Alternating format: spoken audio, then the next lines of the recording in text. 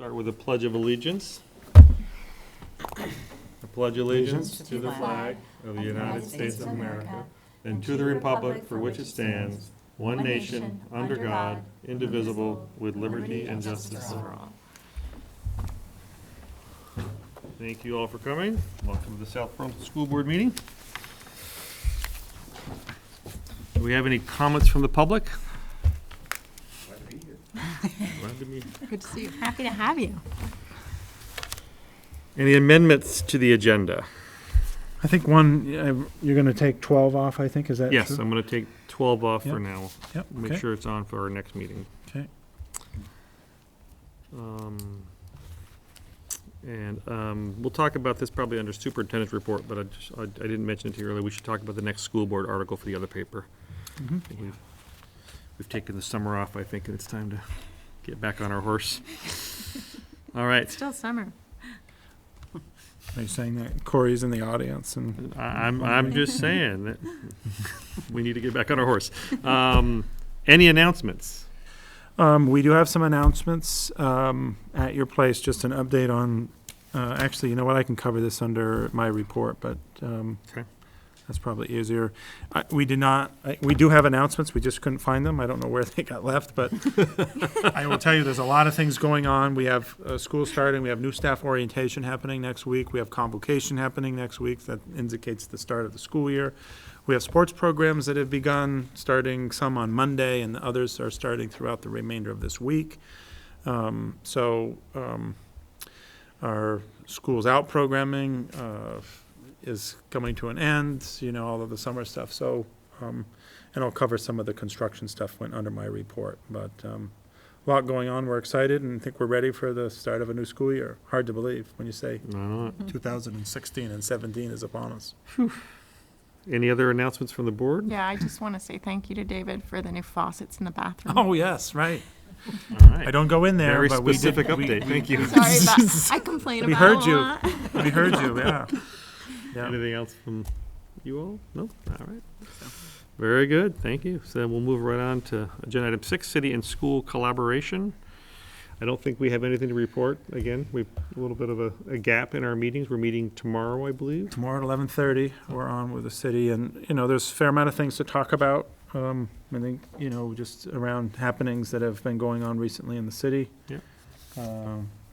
Some of the things as of recent of this week with tax increment financing, airport tax stuff, master planning and visioning. So we'll touch on some of those things tomorrow, and we're happy to meet with them, and I think they're equally happy to meet with us. Yeah. Sounds good. We'll keep you going on superintendent's report then. Yep. So a quick, at your place is agreed upon enrollment update. This was in concert to the follow-up from our earlier meeting this summer, where we had some decisions I was making decisions, recommendations to you on where we are. This does not look significantly different. Again, I have to be careful when I use those words, but it's not significantly different in the changes. The most significant change probably is an increase at Orchard of a plus 24 students. A plus 2 students at Chamberlain, a minus 1 at Central, for a plus 25 overall elementary. I haven't highlighted for you the change in either the high school or the middle school.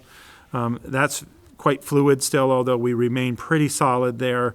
The high school looks like we're going to be about a break even, about the same, maybe a plus 1 or 2, and the middle school of about plus 9 over what we anticipated back in July 22nd.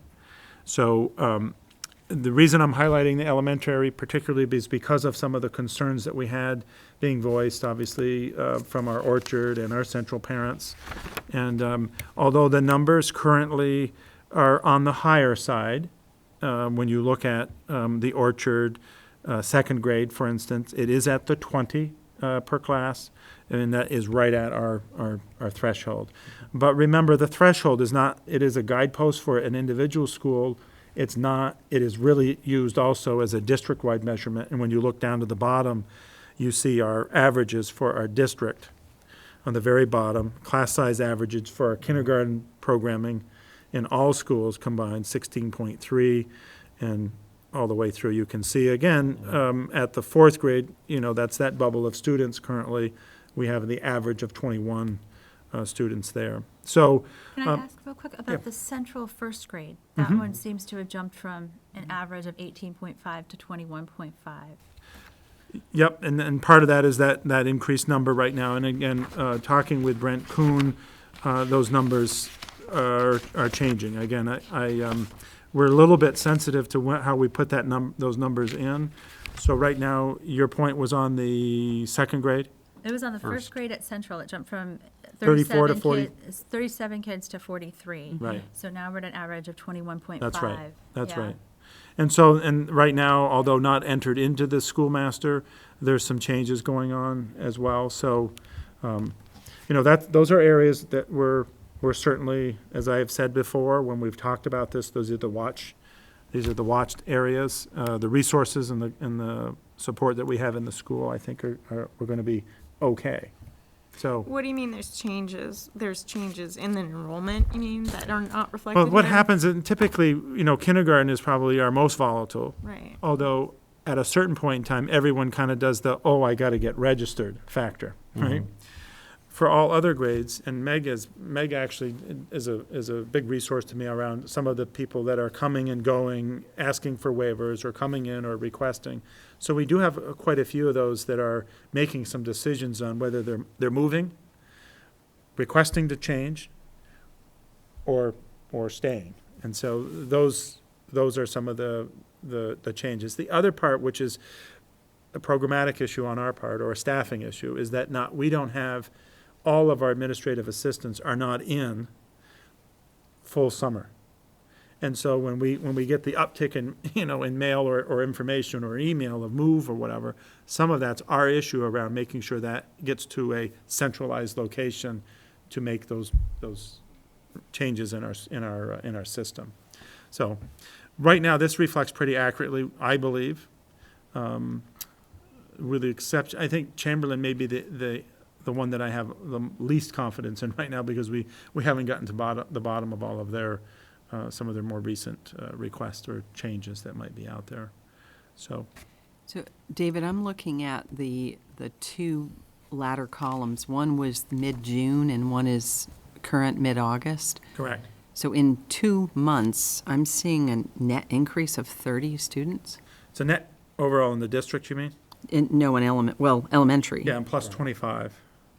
Why do I have 30? We have 24 at Orchard, plus 24, plus 2, and a She's minus 1 at Chamberlain. She's looking at the 939 and the 969. Oh, okay, I went to actual, yeah, over the June, yeah. But I've got 9 at Central, 7 at Chamberlain, and 14 at Orchard, for a total of 30. Where are you, Elizabeth? I'm looking at the two columns The last two between columns. June and August. Okay, She's doing this. yeah. So in the last 2 months, that's an increased enrollment of 30 students. And again, Orchard has been one, and Mark in the last 2 weeks has said they've been pouring in. And, we've been saying there's some grades that they've been not coming to, which has been positive. So enrollment is positive. Although. I mean, is that an accurate statement, that in the last 2 months, Yep. we have had 30 new enrollments? Absolutely. Wow. Absolutely. And in some cases, Elizabeth, these are folks that, are making late registrations. And I probably was unfair when I said it was, kindergarten. I mean, I think at some point in time when there's a move and then there's a registration, we just don't find out always in the quickest way. Although prior to, a couple months before the start of school, we got to get this stuff done. Mm-hmm. And we're not over that yet either. We'll see still some additions or subtractions here in the last week here. And again, Meg and I were dealing with a couple today, some were requesting the opportunity to stay when they don't have residency here. So, we were dealing with some of those things as So the well. last time we talked, you had some approaches and plans for dealing with some of the increased class sizes in some of these schools, but can you talk yet about what the approach is for the central school change? Because that seems like a pretty significant change that we haven't heard about how you're going to mitigate that challenge yet. In the first grade particularly? Yeah. Yeah, I think, we're not going to make any changes. I'm not recommending any additional classroom teacher there. Again, we've kept our support systems for those classroom teachers in place. We haven't made those reductions. We've kept those resources there. And so, we're going to, and again, a lot of this is also specific to some of the needs of the students as well. So we're confident at this point that we have the systems in place to support the students in those classrooms. Ideally, we would like it to be less than 20, no question. We're right, again, so we're 5, 6 students kind of over that ideal. But to add another teacher also is not easy and not developmentally easy for kids either at this point in time. And again, that would have been true, when we last talked. And and again, we may have some changes, in the next couple of weeks here around what happens with enrollment. So I'm not concerned. I do think this does play into looking at how we are, where our draw comes from. Certainly concerning at plus 25. You use the 30 in those last 2 column comparison, but when we look at Orchard's getting, there's definitely, when you look at that enrollment number, Orchard's starting to become on the upper end of their capacity. I mean, they're working towards that capacity. And this has a lot to do with some of the locations in which the students are coming from. That's a positive. But we're going to have to talk about, the redistricting and the redrawing of lines when we have Chamberlain down at 200, just over 200 students. Yeah. Other questions for David on this? Yeah, I guess maybe this is a master planning question, but when you think about, known areas that are developing, like O'Brien Farm and that kind of stuff, which is actually over there, have you already planned that out in terms of where they would go and if that's going to help our problems? So part of it, if you see the map, and again, we should make this map more public so people can see that it's not like a clearly delineated, location specific to where kids go to each school. It's got a lot of, jags, and part of those jags and moves are because it has encompassed different developments. And when we have seen those, and again, when we get those requests that come through city planning, we're on the cusp of being informed that there's new development, and where would they be going to school? And so we make that declaration at that time. Although if you do it based on a development only basis, then you can scoop out things that don't necessarily make sense. And then I've got a transportation issue that also is magnified too, and how I do that. So So it is is that- development specific. Do we have a sense, are these kids that are coming to Orchard from new developments, or are they existing? Yeah, I can't tell you exactly where all the 25 are. We definitely have seen a pretty significant uptick as a result of like the Odell apartments, where more affordable housing opportunities are provided, and ease of location to services have been a pretty significant uptick. That has changed our bus pickup and how many, more than one bus needs to go there, for instance. So that's a good example. That action resulted in pretty significant enrollment increases. That said, when we go out to other developments, just because it's a development doesn't necessarily mean that it's going to bring, X number of kids. Now, we do have some data that helps us to say for every household, the estimated number of students to come is in the range of, and again, it's very low. And I think, we can really poke at that too, because, from my perspective, that has not necessarily played out to always be true. You can get 0 on quite a few new housing, and then you can get, several in a development. Right. So, we do look at that, but it's in really, when we look at developments, to your point, Julie, we need to look at the whole and the whole planning of the city, and where those build-outs are happening, and where, in some cases, home, turnovers are happening from our folks that are looking to make changes. They're older and making changes, and that housing stock now becomes available and would likely be having more of an impact on students. I don't want to claim that I have it figured out, So David, for instance, on the O'Brien development, has the district declared where any students, which school those students would go to? We have. And so we've declared, we indicate where they're going to go. And in some cases, we've had contested discussions on many developments where some of our developers want their children to go to a certain school. And we've had to, do some, some pretty deep conversations with the developers on that when we declare the location. So where is the O'Brien? Mark, good evening. It must be going to Chamberlain. The O'Brien development, is that, that doesn't come to you, correct? No. It goes to Central School. It's gotta go to Chamberlain, doesn't it? It's like right next to Part of Chamberlain. it, I believe, and we can look at the map. Chamberlain, and this is probably part of what I said just a bit ago, I think it is Chamberlain, actually, because it's on that. It's on kind of that other east- side. East and northeast corridor, yeah. So we do make the decision, we look at the map, we look at kind of, and again, that was one particular example, hold true, where capacity is available at Chamberlain and, location based on our map. And is there any situation right now that we're in violation of our class size policy? Well, you have that one that you're over 20. You have, which is, we just talked about. So the first grade Central school, central? first grade. Yeah, first grade central. You've got at Orchard, currently Mark is at his 20. At second grade, he's at 20 with his his 3 teachers. That's serving. not, that wouldn't be considered a violation? No, it's at, that's right. Yeah.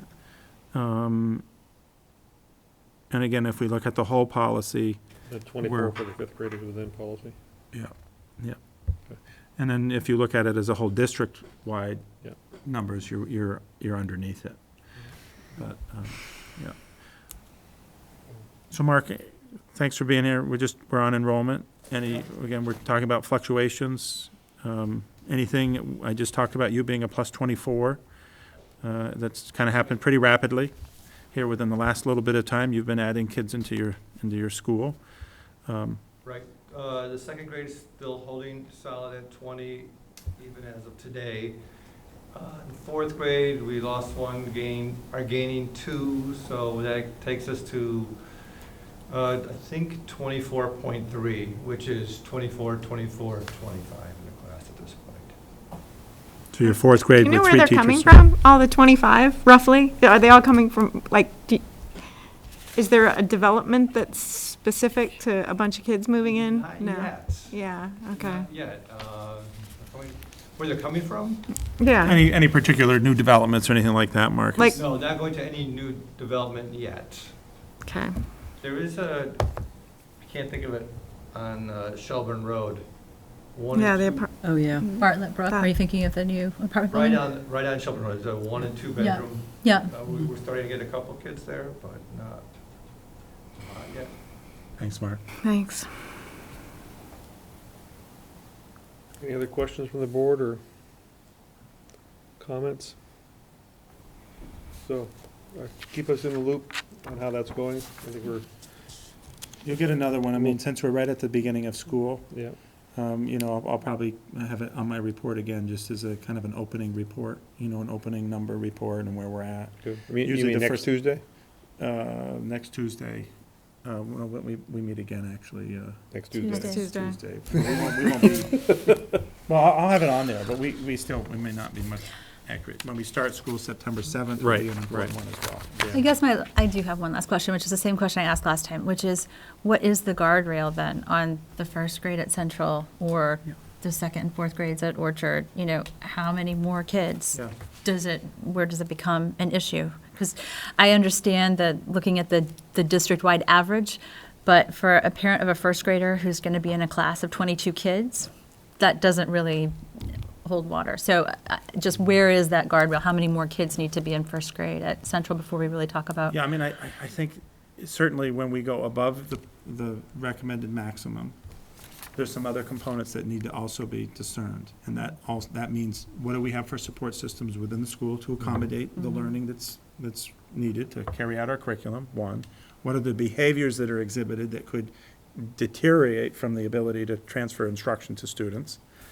Those are critical factors. In some cases, it's also important to know that if we were to split, right, when you take it and then you add another teacher, then you create significant differences in the ability for that collective learning to happen. Again, I use this gross example. If you break a class in and you've got 14, and the 14 makeup is, high dominant boys to very few, girls, or their learning opportunities are very different, creates a challenge as well.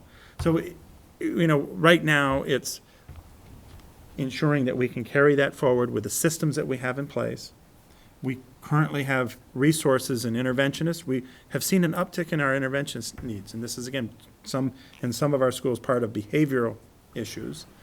But we have those systems in place right now, and we're I think, able to respond to appropriately. Our schools are heavily versed now. All 3 schools are in PBIS, which is a behavioral system process that, we're excited that now all 3 with Rick Marcotte coming on is just this year. So I know it's on the high side, and and if it turns out to be that we're getting feedback that kids their academics are in trouble, I'm gonna be back to you to say, I've gotta come up with a different plan. Currently, though, I gotta be careful about how quickly I push the button to add another classroom teacher when class size isn't the only component that is, the determinant. So I didn't really give you a great answer. Certainly, if we get up into the 26s, and also physical space. In Chamberlain School, the classrooms are much, much smaller. So that would be driving some earlier conversation and change as well.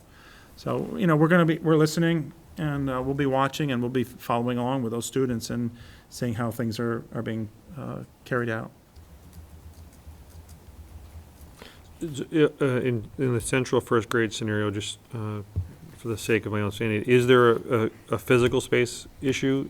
If we got to the point we wanted to break that up, do we have the space? Well, we have, administratively, we have the ability to, move people around. I mean, we can take some of the rooms that are being used as other resources, Yep. Learning spaces or math resources and things of that. They're needed, but when the critical need comes and it's a classroom, we'll move those pieces out. So the answer is yes, we have spaces to do that, more so in some schools than others. Mark is pretty tight, right? Agreed. So he would have to work on some strategic work, and we'd have to display some other program that's in there, whereas Holly would have a little bit more flexibility based on her current enrollment. We would make it happen.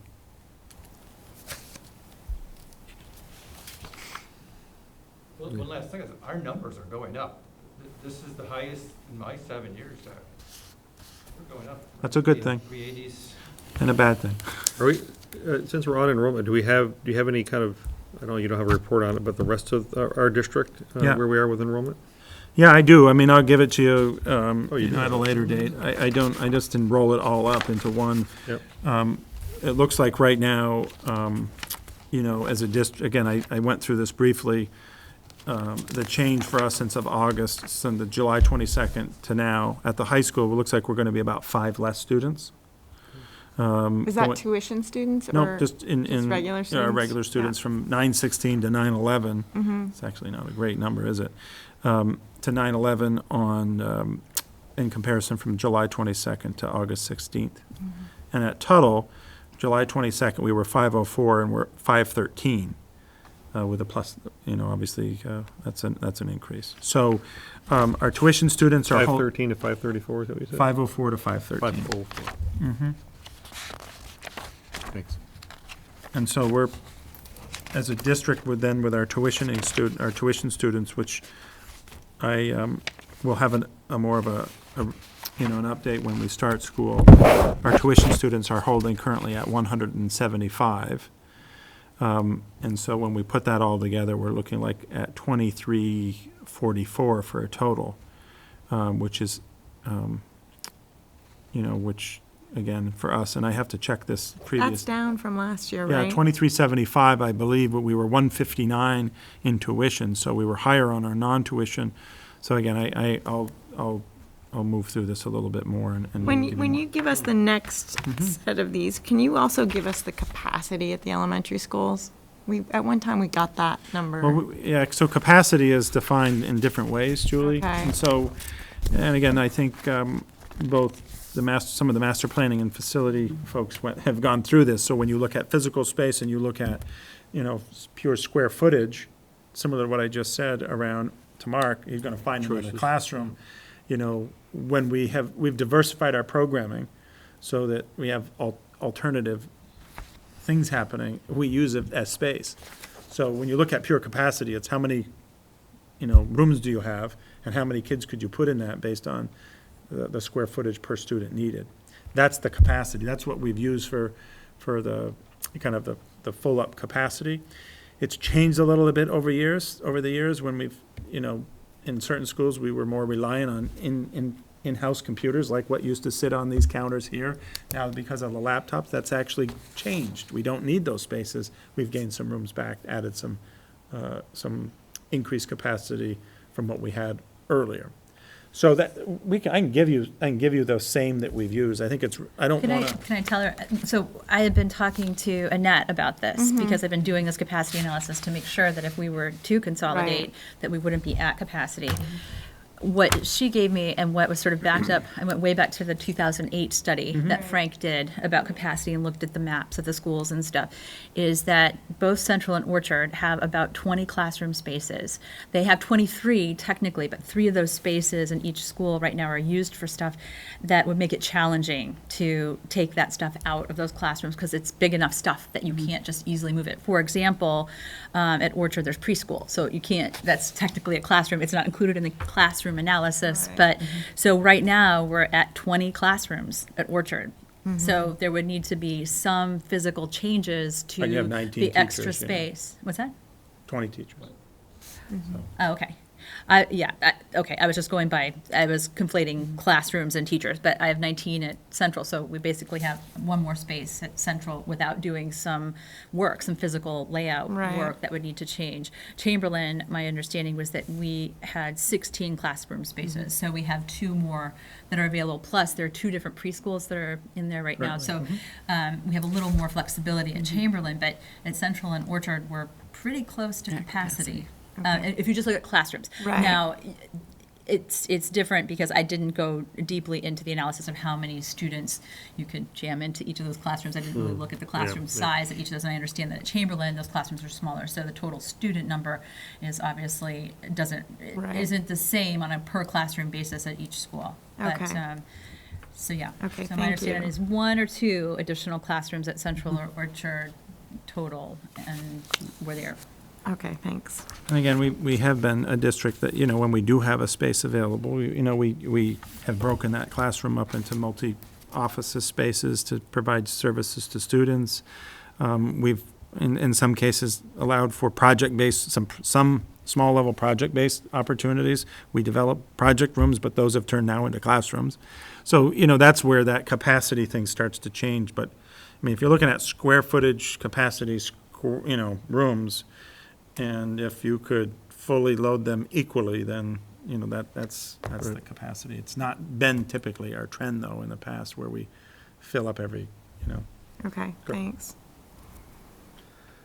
Good, so we'll look for more updates on our next couple of meetings and keep an eye on this. And Yep.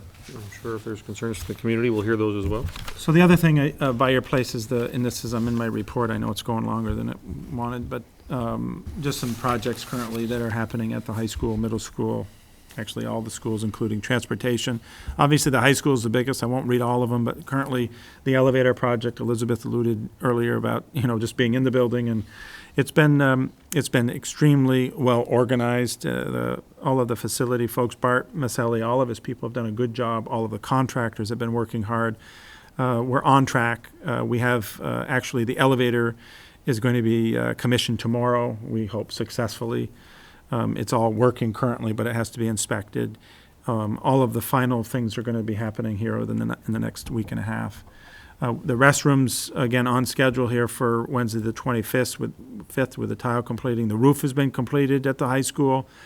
carpet in the math room, exterior doors, key scan's been upgraded and installed. Turf field, again, you've probably seen that activity just in your coming and going. That's nearing its end, where they're sewing in. They actually sew in some of the lines and things of that nature and have to add in the other. The track actually has been redone and repainted, and so we're on schedule there as well. And so that's looking like we're about a week behind. We were hoping to be able to have students, particularly at the start of this week, to be on it. But no big deal. We're going to be fine. We'll be able to be on it next week. Here in this school, the cafeteria, if you've walked by it, you recognize there's some work that was done. We've removed the asbestos flooring from the middle school now. We've seen that go away, as well as the hallway here, the entrance in the main hall, that's been completed as well. Orchard, exhaust fans, these are things that you don't see. These are the hard things you don't see where the money is, but been really important. Particularly Mark has noticed, then just heat and ventilation difficulties, and so this has been on our stewardship plan, so those things have been done in fans.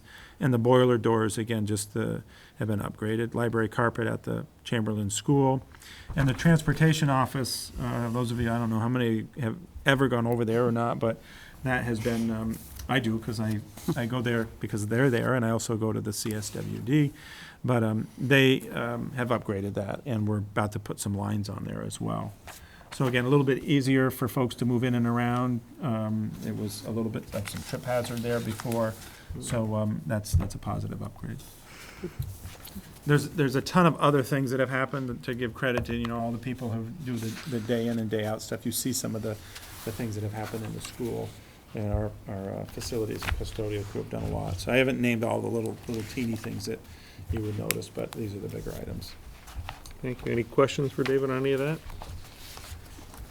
All right, thank you. Thank everybody that's been doing all that good work. Anything else on your superintendent's report? No. All right, we'll move along to master planning and visioning update. So we've had a couple of committees that have been working pretty hard, one on the financial emphasis and one on the educational value pieces. I know the board knows that the two committees have shared their drafts with the rest of the board and is looking for feedback on those. And so this is one opportunity we can ask questions of those committee members, although half of the committee that I'm on is not here. I think strategically so, but that's neither here nor there. So why don't we start, let me start with any questions about that from you all or from the public at this point. Are the drafts posted online? Are those accessible to us? They're not yet, so what we were trying to do is make sure that we get them right, and then we're gonna post them, so, why don't we actually start with that? We've talked a little bit about the timeline, and why don't we talk a little bit about what we think our timeline is gonna be? So we have, drafts that we are gonna work through a little bit tonight to try to, and I'm assuming over email over the next couple of days, to provide feedback to each other. Martin's not here, but in absence of Martin, what do people think we have for a timeline to get these finalized so that we can get them kind of officially provided to the board and so that the public can see those? Do people have initial reactions to that question?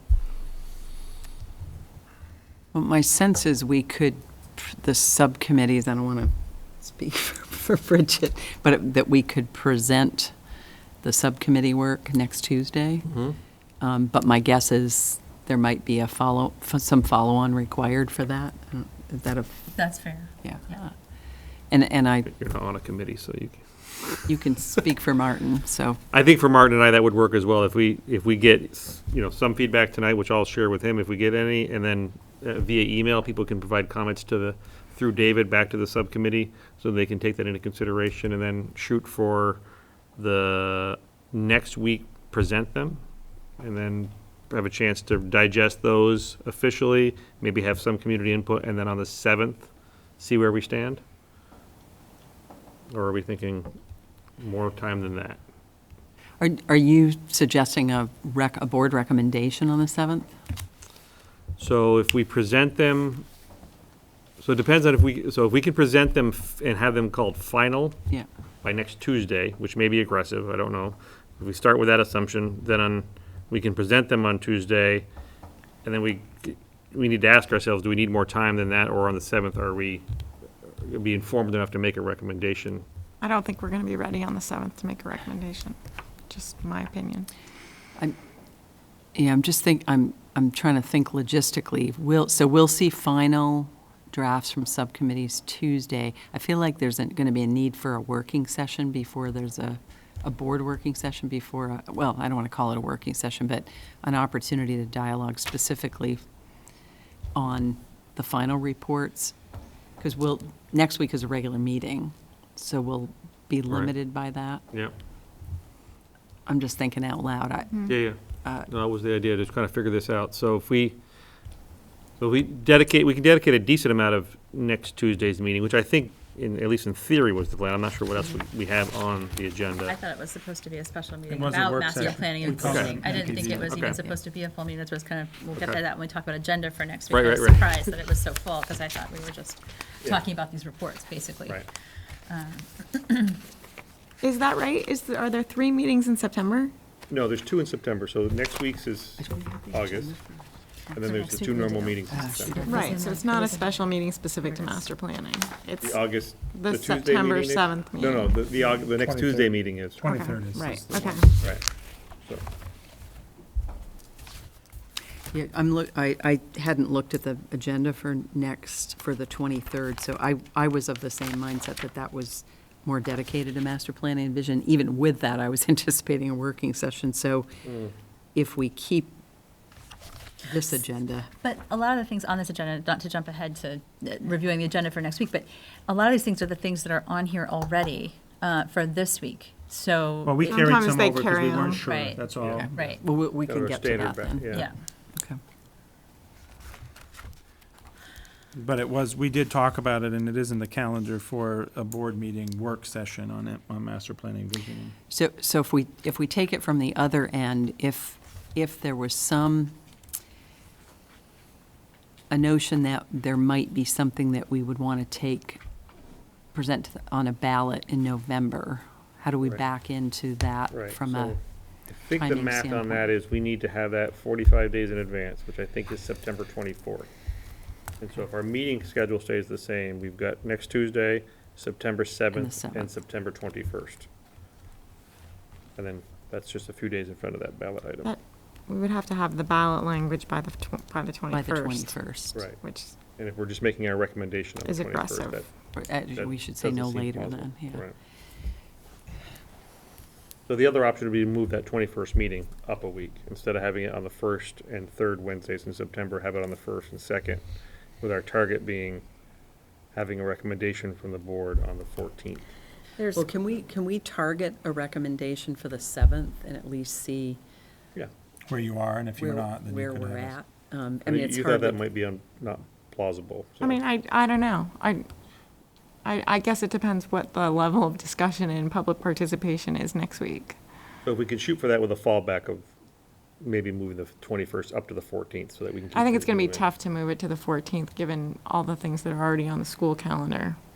Yeah, I mean, this is a big enough issue, it's a big enough area that you don't really want to, I mean, to Elizabeth's point, if you aren't successful on the 7th, you may want to just say you could just almost target a special meeting for the 14th for master planning. Now, that makes 3 meetings with 7, 14, and 21. Maybe you could get rid of the 21st.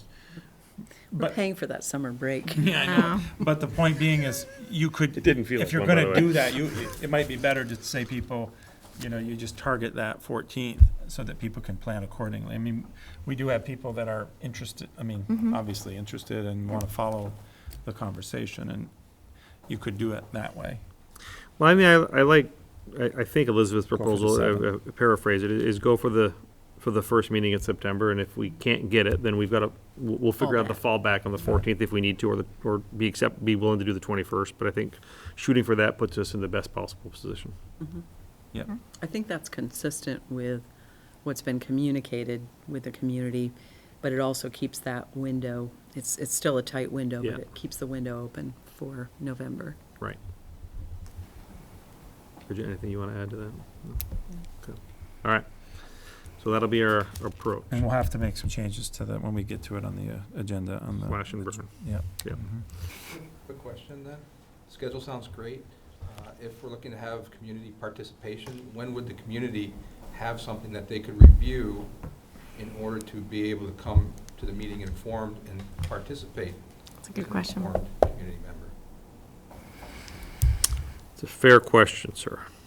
So if we present them, obviously formally for the first time at that meeting on the 7th, that's not going to give the community much time to read those and process those. Right. So if we want to get more formal feedback from the community, then we would need to push that out to another meeting. In And part, I mean, just to hear the community feedback and then prepare our recommendations following hearing that feedback, which means 3 meetings in September. Well, I think, I guess my feeling is we targeted a lot of the feedback to get to this point, so I look at this as our charge now, it's as our recommendation coming forward, so I think, we have to be open to the feedback to the recommendation, but I'm not sure. that's right. Yeah, I see what you're saying. I think as a board, I'm not sure that we're not at the point where our recommendation should be what we're recommending, so I'm very articulate tonight. Right, and if I wasn't clear, I guess my take was that you were looking for public feedback on the recommendation, not public feedback to contribute to the I think that- recommendation, because I do believe that's in the board's I think you're right. space. I think right now. I think you're right on. I think, you have, and will continue to solicit feedback from your community, which you've done. You're working to make a decision on the 7th, of which you will make all of that information available to the public and certainly be open to their feedback. But primarily, you're working towards feedback that's going to result in, them. Well, I think what we're getting at that point, not to put too fine a point, is we're getting reaction to our recommendation, not feedback, because at that point, the recommendation is made. Yeah, Well, and I guess I'm responses. I'm anticipating Right. that the recommendation is either going to result in a ballot item or not, and the feedback will be vis-à-vis the ballot Yeah. in November, or it will be, if it's not a ballot item, it will be sort of what the recommendation is at that point, in which case there is time to get feedback, or to get it, I also, reaction. Right. I also think we need to talk about, there needs to be time for the board to discuss this because the recommendation may need some work before we can all come to consensus, if you know what I mean. If there is a consensus. If If there, there is a that's consensus. what I'm saying. Yeah, and there may not be, and that's okay too. It's good. Well, we can't, yeah, okay, that's true. I guess if your thought is that we vote on it, because if Yeah, we're I not think- coming to consensus, then we're voting. My anticipation is at the end of the day, we have to have some kind of a motion to take action if we're going to put something on the ballot, so that's On the ballot, but the ballot The could vote. the ballot could be, you think about what the ballot could look like. You could give people some choices, I suppose, right? But, Right. you have to come to some agreement first. You have to be able to share it with the public. You have to allow them to get a response, discern what you've said, weigh it, Right. and be able to, in some cases, Right. make a decision. And or not. anything on the ballot would have to be extremely high level. It would have to be, do we target this configuration or that configuration? There's no way Right. that before November, we're going to have actual numbers for a Yeah, it bond wouldn't or be a any of that bond, kind of yeah. stuff. So it would literally be, do we Right. close a school? Do we not close a school? Right. Do we target, Right. the one consolidated school or not? And the question is whether that is even a ballot issue. Right, Or whether that's a right. recommendation from us, and then the real ballot issue is in March. Is the finances. Which is, here's the fine point on, we would like, this is what the recommendation was in the fall. Yeah. This is the number that we're asking for to start that process. Right. And in the interim, we would then have all this time to get feedback from the community that says, we really don't like your recommendation, or we think your recommendation's great and we should move forward with it. So I think I'm not too worried about the turnaround time between our last meeting and when things would need to be ready for the ballot, because it's not going to be a 2-page ballot item that says, With are specificity. you approving $10 million to do the first phase of these phases of work? It would be, are we closing a school or not closing a school right now? Yeah. So, I know you have other businesses. One other quick question. I know you've all been enjoying your summer break. I've tried to take a summer break as well and stay plugged in. I'm not sure what work has been done since the last presentation by White and Burke. There was at least from my perspective, a fair number of questions that still remained. And I don't believe that any of that information's been gathered and at least shared with the public. So while we may not be part of the feedback towards the recommendation, there is an information gap right now that's going to need to be closed regardless of the item on the ballot, whether it is, as you suggest, Bridget, close the school, don't close the school, and then in March you have the broader vote. However that plays out, there is an information gap, and if we're going to try to move this forward, somehow that needs to be closed. I know there was feedback to the White and Burke report that is currently being worked on. I can't tell you sitting here that what you're processing in your head is the gaps or specifically what's being worked on, but I know there was some feedback that was taken into consideration, and so the final report from White and Burke is, I was just connecting with Stephanie earlier today, trying to line up the timing of when that can be finalized so that it's lining up with our work here as well. So that is in process. Okay, great, thank you. And I think each of the subcommittees took on some closure of some additional information. I just want to be very careful, though. I would love to hear more what you view the information gap to be, because I think we're putting a fine point on Stephanie's work. There is not work going on in the background, to my knowledge, with Doran Whittier or any of the people that were to go and get a list of the upgrades that we were talking about and put numbers next to them. That work is not happening. And, Well, I agree with you, and I think that's why I was trying to be a little bit non-committal on that, because I'm not sure exactly what you're referring to as those gaps. And I know Stephanie's got something she was working on, but I can't marry those up to what. Do you know you're exactly necessarily what saying. was one of The your? gaps are some of the ones that you just spoke to there, the work that Stephanie needs and White and Burke need to finish. There's also the gaps about the ends analysis and how that plays into what the recommendation might be in terms of consolidation. There's these other things that I know just through the various discussions and having attended the various meetings, I haven't seen that all brought to closure. And maybe the plan to bring it to closure is what you're just kind of outlined a little bit ago. Right. I just don't want to set expectations for Tuesday that are unrealistic. I don't want to. I don't want the public to come here and think that they're going to see that there's been a whole another level of analysis by White and Burke. I mean, basically, White and Burke is finishing up their report. Based on the numbers that you saw before, maybe tiny tweaks around the edges, but there isn't another significant analysis of upgrade costs or any of that going on.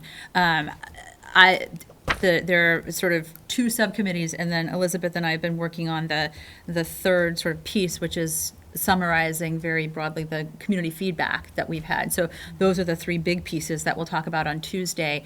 And I mean, some of the things that are in the financial report, just the headlines, are sort of this capacity analysis that we've been talking about, which was not part of the White and Burke work, really. They were sort of taking capacity as a given.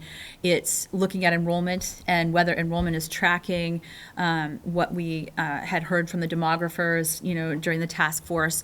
It is sort of just doing a little bit of analysis. There's sort of this community, and the board has mentioned it a couple of times, surely with older buildings, stewardship costs at some point are going to get so far beyond what it would cost to build a new school or to do some consolidation scenario.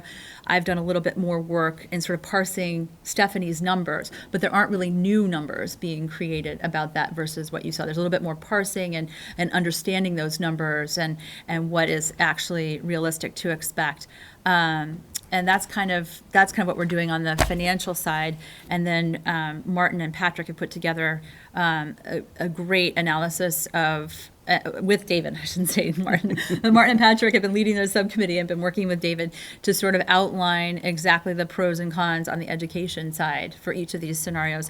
So I just want to be clear about what everyone should expect when they come on Tuesday. So there's not going to be some groundbreaking new information. It's more a sort of detailed analysis of all the things, the task force work, Stephanie's work, the work that we've done in the interim, The community feedback. the community feedback, to sort of start to shape this discussion that we need to have as a board in terms of before we put out our own recommendations or So recommendation. maybe that's a good point, though, in some way expressing what's occurred since from the previous time and some of those timelining things, so that we've taken the White and Burke, you've parsed out a little bit more in detail, and this now encompasses kind of our deeper look or deeper dive and back. So to Art's point, then it would at least say, well, you did take those into consideration, and you're utilizing that in your responses would make people feel like, at least those that were here, that, those gaps got closed. I think there's a lot more we can do around, just the posting, but I think we're at a point where you guys will make your kind of statements and Yeah. your presentations, and then it gets posted up, and that's Right. going to be an important component, that in of itself, around how it's posted, where it's posted, Yeah. how we allow people to respond. And there probably will be a need for clarification meetings, or whatever you want to call it, as we go forward with the data up. With that being said, I mean, there was a lot in response to your question. If there are certain things that you're concerned about, I mean, I can't commit that we'll be able to have them all, but I'm not opposed to hearing them, because we're going to hear them eventually. It'll just be after we present. So I'm more than willing, if you want to send me an email or send David an email, and we'll at least take them into consideration. No, this is very helpful. It kind of gives me a framework for what Tuesdays, it is Tuesday, right, the working session Yeah. is about, Yeah. and what the expectations are there, so it's great, thank you. Okay. So, let's start with the financial report. Are there initial questions that I'm assuming either Julie or I have on that? You two are on that one?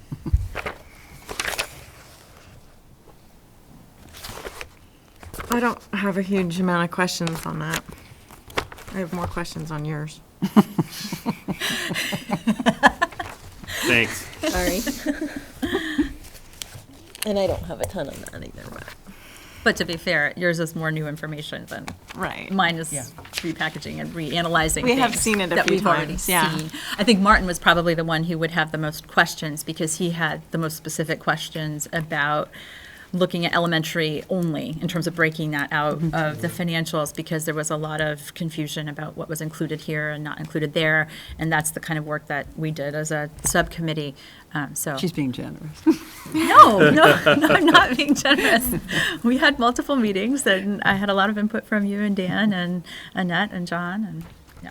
And one of the areas that we've already kind of talked about it is the capacity and enrollment equation. And I think the question you asked, actually just talking about kind of the current operating year, is really what's the tipping point on capacity and enrollment? Because there is, we're straining at least two of the facilities in a lot of ways right now. So, and we know that enrollment doesn't occur in terms of, everybody goes into the second grade. There's no balance to it at all. So that was one of the things that we had talked about. I don't know that we'll get there, but is there sort of a tipping point within this discussion and the ultimate recommendation around, closing a facility or not, or consolidating, that says the level of sensitivity is X? And I don't know that we'll get there specifically, but I think, the report, or the draft report that you've got, and what we'll see Tuesday is kind of following that discussion a little bit more further. There was I'll send you a couple comments in like revision marks with comments in the document so you can find them, but there's a couple spots where, and this is really, it took me a couple times to read it, because there's some complicated stuff in here as far as I'm concerned, but it was really, really helpful for me to read through this. There's a couple spots where you talk about some timelines, and you reference really in the early years or in the short term, and I was struggling to know how that was kind of defined in your analysis. So Okay. there was a I'm couple of happy thoughts to- there yeah. that I thought, Yep. at least for me, I was questioning, well, what do you mean by early years, and what do you mean by short term, and a couple Yep. of these spots, just to help me get my head wrapped around a few things. That was probably kind of the thing that I was most interested in. And then your report is not focused on necessarily the way it's outlined, at least in some of the numbers, on the tax implication, property tax implications, as much as it is the budget numbers. Is that a fair statement? Yes, and the reason that I sort of focus the analysis on that is I felt like the property tax numbers are good to explain to taxpayers what an individual is going to be looking at. The complication with that is in Stephanie's presentation, a lot of that depends on when we bond for things and how the bonds come on, and it's just another layer of complication. And that really played out, for example, in the initial numbers she showed in March option 3 looked so much better than options 4 and 5. But that was because the time period that she chose, so she chose like the 10-year tax number. Well, in year 11, the bigger bond for 3, option 3, would come on. And so it complicated, the timing complicated what that's going to look like for an individual taxpayer. As I've gone through it, I liked her analysis, but I did think we needed to step back and just say, what are we totally expecting to spend on each of these options? Yep. And that will, obviously, a higher amount is going to mean higher taxes for taxpayers and all of that. So this analysis is really focused on what is the total amount that we're going to end up saving or paying over this 20-year period that we're looking at. And obviously, those things go on into the future as well. But I just felt like there was a little bit of cloudiness because we were so focused on the timing and the bonding Right. versus the actual dollar amounts that we were spending. Right.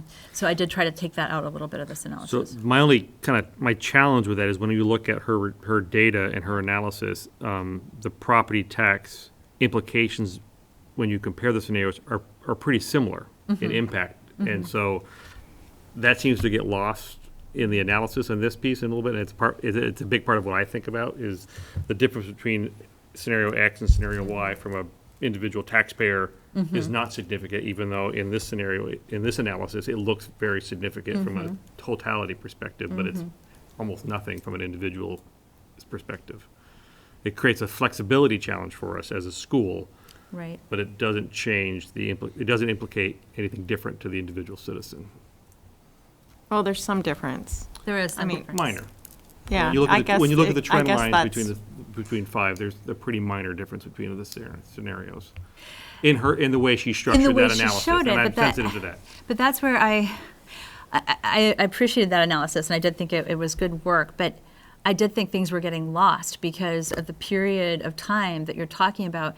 You're not paying off the full bonds for those pieces of work.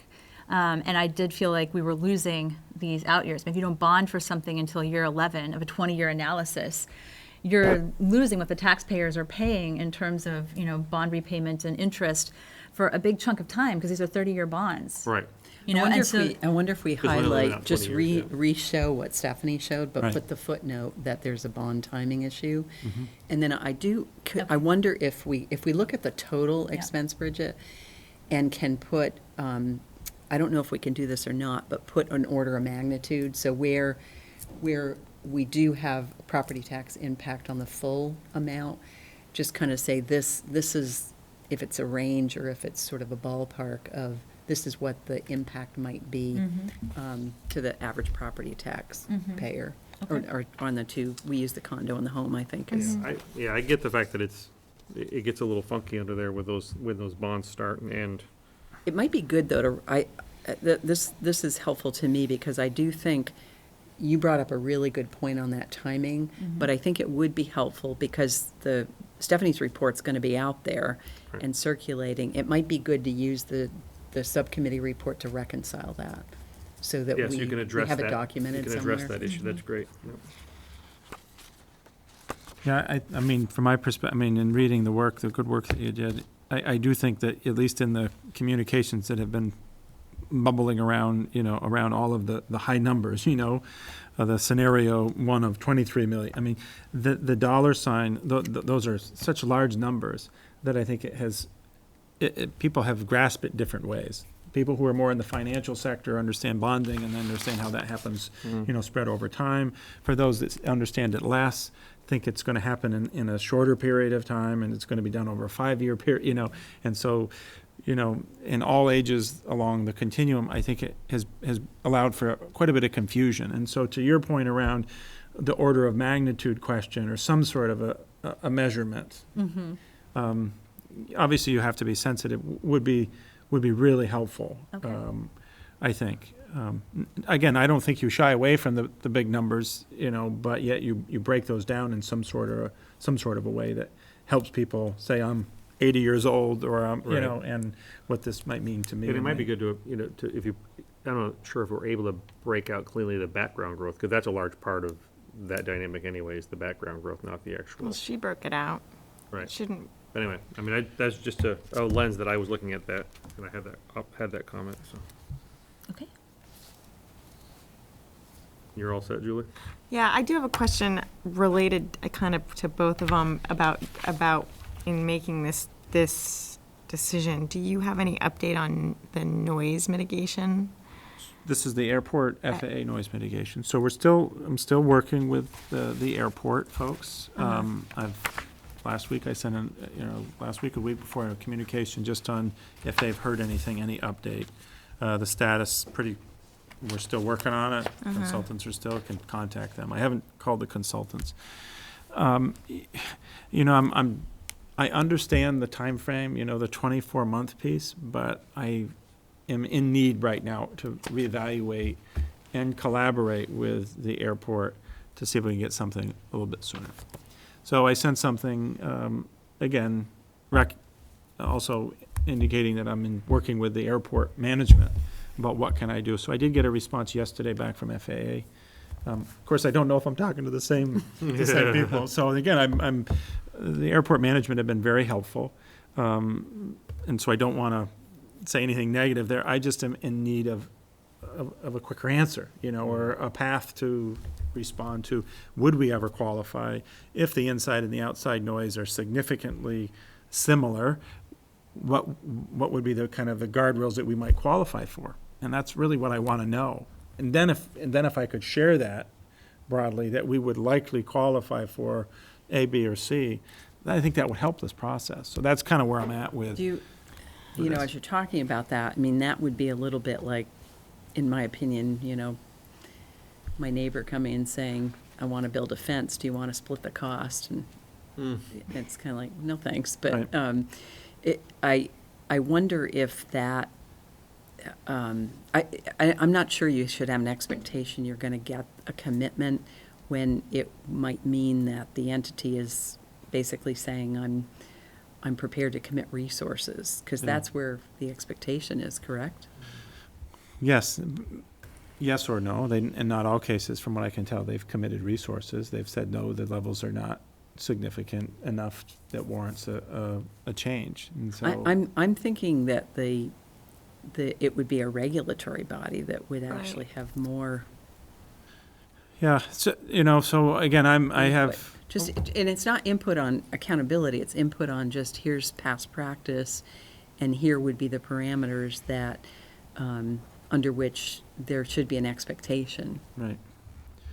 I mean, do we need to get council involved in that? Well, part of it, so there's I think some next step. Again, I want to be really clear that, the airport management, there's a lot on their plate, and they've been very collaborative. I understand, yeah. And I think my next approach is, I need to engage a little bit. There's probably some case studies or some examples of where things are kind of, and that could be really helpful to us in the process. To just say, I got to wait for 24 months or whatever their timeline is. And again, we're dealing with the entity that might then outlie the resources, or regulatory organization that's then going to require someone to outsource or resource our need.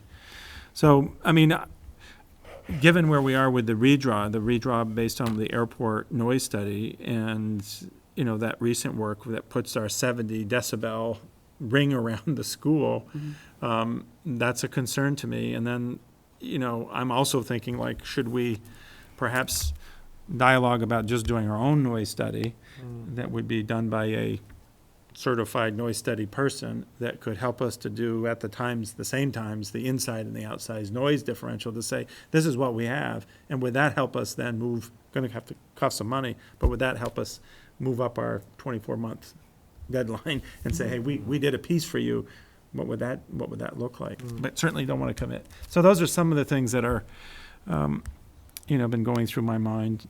I need to circle back. We did talk at some point not very long ago around if we were feeling like, would it be beneficial to talk to our senators perhaps to see if we could get some additional focus on this. So that's still in play. And at this point, I think I need to go back to airport management and see if I can clarify, either there's some case studies or some possible workaround things that we could consider. But it does need to factor into the conversation here, I think, Right. I'm just not sure That said, how we do that. the noise is there, and the school has been there. So it's not an issue of is it or isn't it. The noise is there. Right. It's whether or not the noise is so significantly impacting in a way that we should be considering alternatives or doing something different. Okay, so let's move on to the educational benefits write-up. Questions for today on that one? I can walk through a couple. First Better off, get ready. several of these I can put in writing and Okay. just send over. So I'll do that rather than cover them tonight. Okay. But I did want to cover a couple here. And one was the discussion of consolidation. I haven't actually seen this anywhere that I can recall, but does the Page discussion... anyone, or- Well, it's not really a page, so but does the discussion of consolidation address the issue of value of time? Because as I think about a lot of the feedback we've received as a board, when we have the opportunity to speak to educators, it's sort of just the amount of time that's available, whether it's for incremental instruction or whether it's for planning or collaboration or things like that.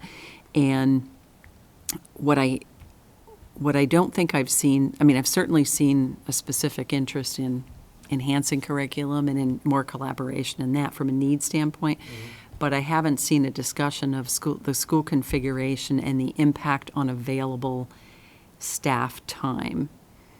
Because of like the lack of travel now and things like that? Potentially travel, it could be Over the- potentially accessibility to a peer group. Yep. It might Yep. be a whole host of things.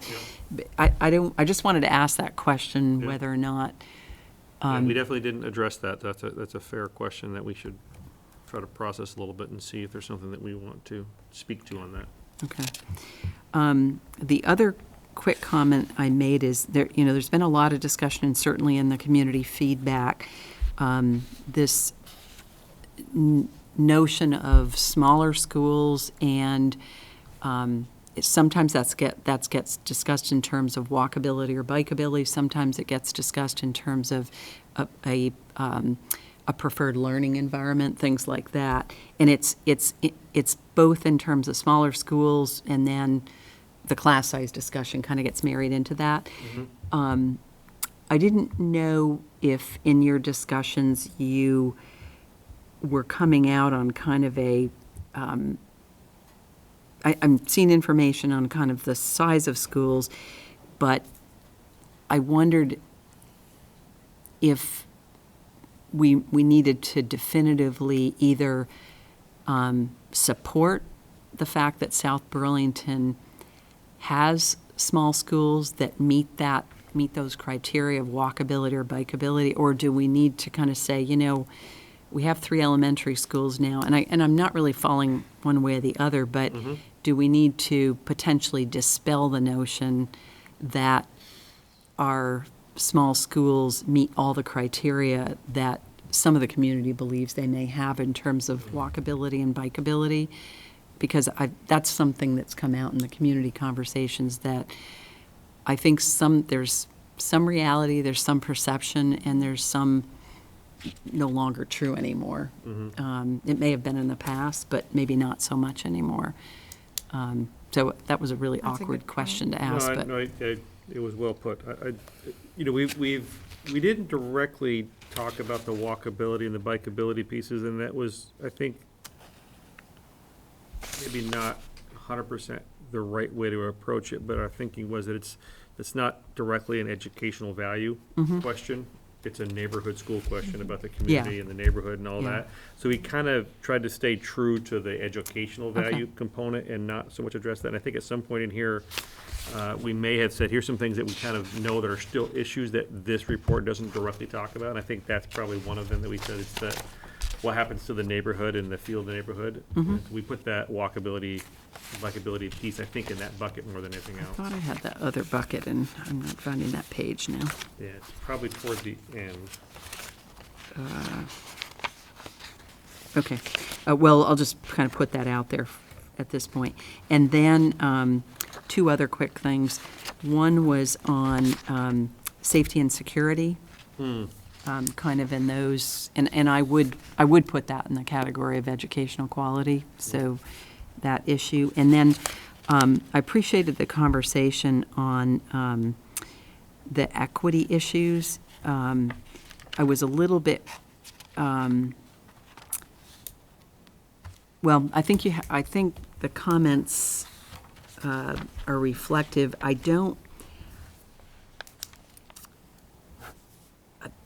I'm not sure equity is as broadly defined as it maybe should be, because if you look at sort of, I think there was a discussion on racial diversity, for instance, on socioeconomic diversity as evidenced by free and reduced lunch, that sort of thing.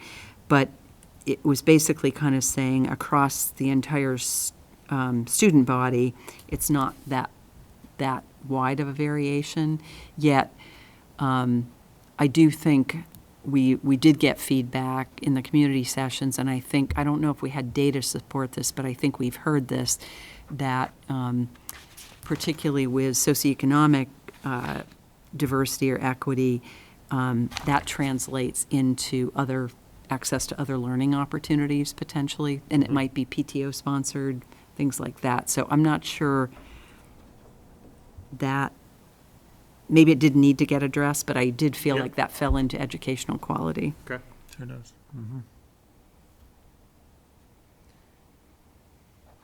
And everything else, I think I can just send over Okay. some written comments. Thank you. Thank you. I have written comments to send over too. There were two sort of, one was a very specific thing, which was the analysis. I wanted to know more about the analysis. I don't know if it's possible to break that out in the report, about how much it would cost to add enrichment activities like language and music. The numbers seem to be odd to me because I would have assumed that there was some kind of reasonably high fixed cost, and then adding on another school, to those activities would be some portion of an FTE or some FTE. They just didn't seem intuitively the way I would have imagined them. So the cost to add to one school was very, very low in comparison, I thought, to adding that to 2 schools or 3 schools. So that was a smaller point. Something I would like to see, if it's possible, more drawn out, and one thing I've been struggling with through this whole process is what 21st century learning looks like for an elementary school student, and what resources we would actually need to implement 21st century for elementary school students. So I get it for middle school students and high school students. I think I've got a little bit clearer picture of what that means. But I guess my question for 21st century learning is, what we would envision that looking like for our students, and are there resources that we could be using now that are in the schools, or does it really require these extraordinarily expensive spaces that we talked about in Stephanie's report? I mean, those numbers that she added on for 21st century learning were just... For the entire district, yeah. They were Yeah. huge. Yeah. And right now, we're really, rightly or wrongly, really focused on the elementary schools. And I still, just after we've talked about it several times, don't have a clear picture of what 21st century learning looks like for a second grader, say, or a first grader. And if there's any way to call that out more in the report, I think that would be extremely helpful to the discussion. Okay.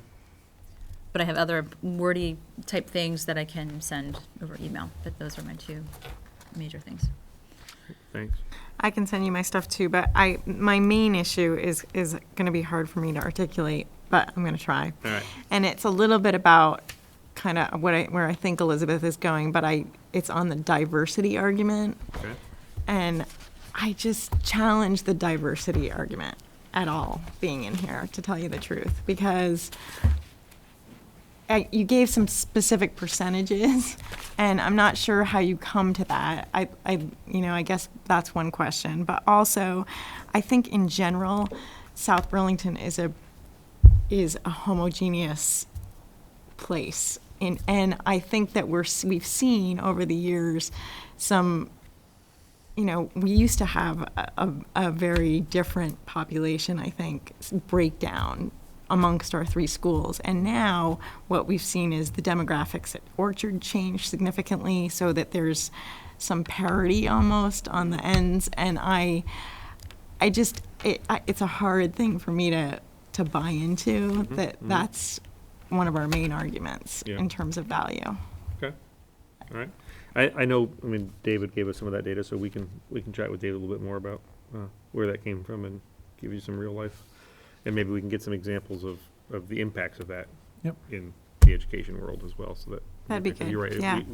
we don't cover a lot of ground on that. We make a few statements and Yeah. we don't get into too much detail. The other stuff is easy to send you to. Yeah, that is, I will say that is one of the challenges that I think Martin and I were struggling through is this is not a financial analysis. It's a little more art than science, and we struggled with that, trying to get to the right thing at the end of the day, but it is what it is. Yeah. So, okay, great. So that's, Having heard that, can I throw a couple things throw away. at you? I think at least in the master planning and visioning report, there should be one or two diagrams on what an elementary school space may look like that Frank provided. I don't know that it will particularly answer your question, but at least it's. Doesn't. No, sorry, I don't want to cut you off, but Yeah. it doesn't answer my question, because that's the ideal, and I understand that that would be the ideal.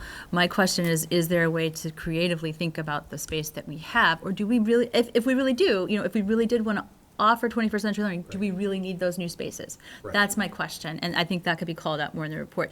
These are the things we miss out on if we go with options 1, 2, or 3, where there are no new schools in the system. And then again, option 4 then brings up an equity issue with 21st century learning. If there really are things that have to have new spaces, then option 4 is 1 new school and 1 old school. And how did we then square that circle so that everybody's getting a fair shake? All good points. There is in that documentation an example of a retrofit. Not a new build, but just selectively picking those spaces that are most important, say the 80-20 rule. If I want 80% of the outcome, where can I spend 20% of that budget? And that is part of the work that was done and is available in that, which I think does get to the point that you just were trying to get at, is what can we minimally do to get the maximum benefit? Are we already doing it? If we're already doing it, great. If we're not, how do we incrementally spend dollars rather than spending large dollars? Right. And then along the lines, I think Elizabeth brought up a really good point, and that is the discussion about the neighborhood schools, and it sounds like that's in a bucket to be discussed later. One of the pieces of information that I know have been asked of me, and I don't have it, I think that it exists someplace, is what percentage of the students actually do walk? What percentage, I mean, yes, you could walk, but the reality is, as we perceive these things to be neighborhood schools, most of the students are either bused or driven by a parent or a sibling at some point in time. So those that are not walking are in effect supporting through a tax those limited numbers that do walk. And that's a pretty big discussion, at least in the community that I run in. It would be helpful to know when you're going to throw out the discussion about the neighborhood schools and see how that lands as part of the analysis. I do have, I have at least data that was current last year on riders and walkers. We took,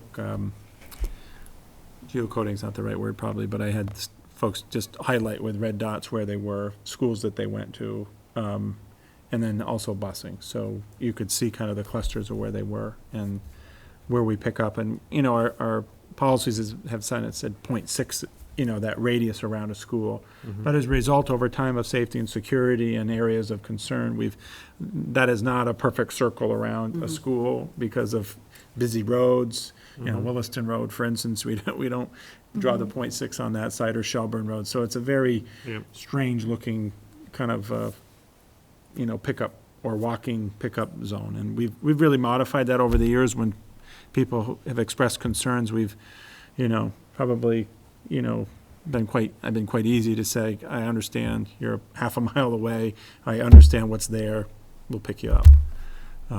So that's some of that. I don't want to overplay that again, but, how that's morphed over the years, probably would help you a little bit understand the That'd be community versus neighborhood school. There are so many things they have to put into this decision.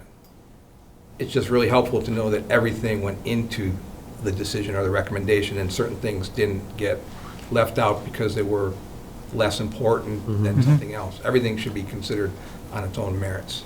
So just getting that into the conversation would be great. Thanks. Any other comments for me and Martin? No? Thank you. Any comments on the draft of the summary of the community feedback at this point? I looked through it. I don't have any immediate questions, but I've only really scanned it. It's very short right now. I mean, basically, it's sort of a summary of the numbers from the feedback forms we have. One question I did want to ask all of you was for suggestions on how to present, a lot of the written feedback that's more qualitative. There's not a great way of summarizing, this comment means this, and so we can put that into buckets. There's just not a good way of doing that. I mean, one way is for all of us to just sort of take it into our own account as we're thinking about our recommendation, for all of us to read it carefully, and then to post that sort of raw compilation that Elizabeth and I did on the website for the community to read, so the community can read all the other comments we've gotten and the emails and things for themselves. I just didn't know in this presentation if anyone had any suggestions. I mean, I've definitely seen presentations where people have pulled out different, quotes that represented buckets of feedback that we got. It's tricky because then whoever's selecting them is selecting the quotes, Right. and then you feel like you need to have one from one camp and one from the other, which may not really be representative of the fact that there might have been a whole lot of comments in one camp and a whole lot in the other. So it's just very tricky in terms of how to present that to the community. I mean, one way is to just keep this very short and say, this was the participation we had, these are the numbers, these I were. think, the I votes think on as the I thought rankings. about it, I was thinking about that, and I agree with you that if you take out quotes that sort of reflect opinions, it doesn't reflect the quantitative nature of that, like 80% of the responses. I think a couple things people should be interested in, and the board should be interested in, is the cross-section of feedback. We had a lot of concern early on, just on quantity of feedback, then from each of the different neighborhoods, groups, from different age groups, parents, kids with, or families without kids in the school system, things like that, staff. So I think the demographics of the feedback would be relevant. And then I think the other big one is just the categories, because I do think the categories of feedback were representative of how, not only how we solicited, but sort of how people prioritized unsolicited feedback to us. And I think you can infer a little bit, but ultimately a little bit up to each board member to kind of weigh that in. I can't think of too much else that, without getting into sort of the opinion poll side of it. And I think we can post the raw data, too. I would post the data. Well, technically, we should, and the binder is in the office. I think it was Sandy Dooley who pointed out that technically all those forms are public information, so it is there for people. And it probably makes sense, since it's literally word for word what was in the documents, just to post the summary, so people don't have to go to the office to read it, but. And the second to last page in what you've drafted here so far, seems to try to draw out the common themes. Is that a fair statement? Yeah, the last two pages, Right. yeah. Oh, yeah, it was the second to last page, the conclusions, yeah. But I was a little bit concerned with the title of calling it conclusions as opposed to common themes or something like that. Okay. It sounds like we've done some Okay. analysis and Okay, included something. okay.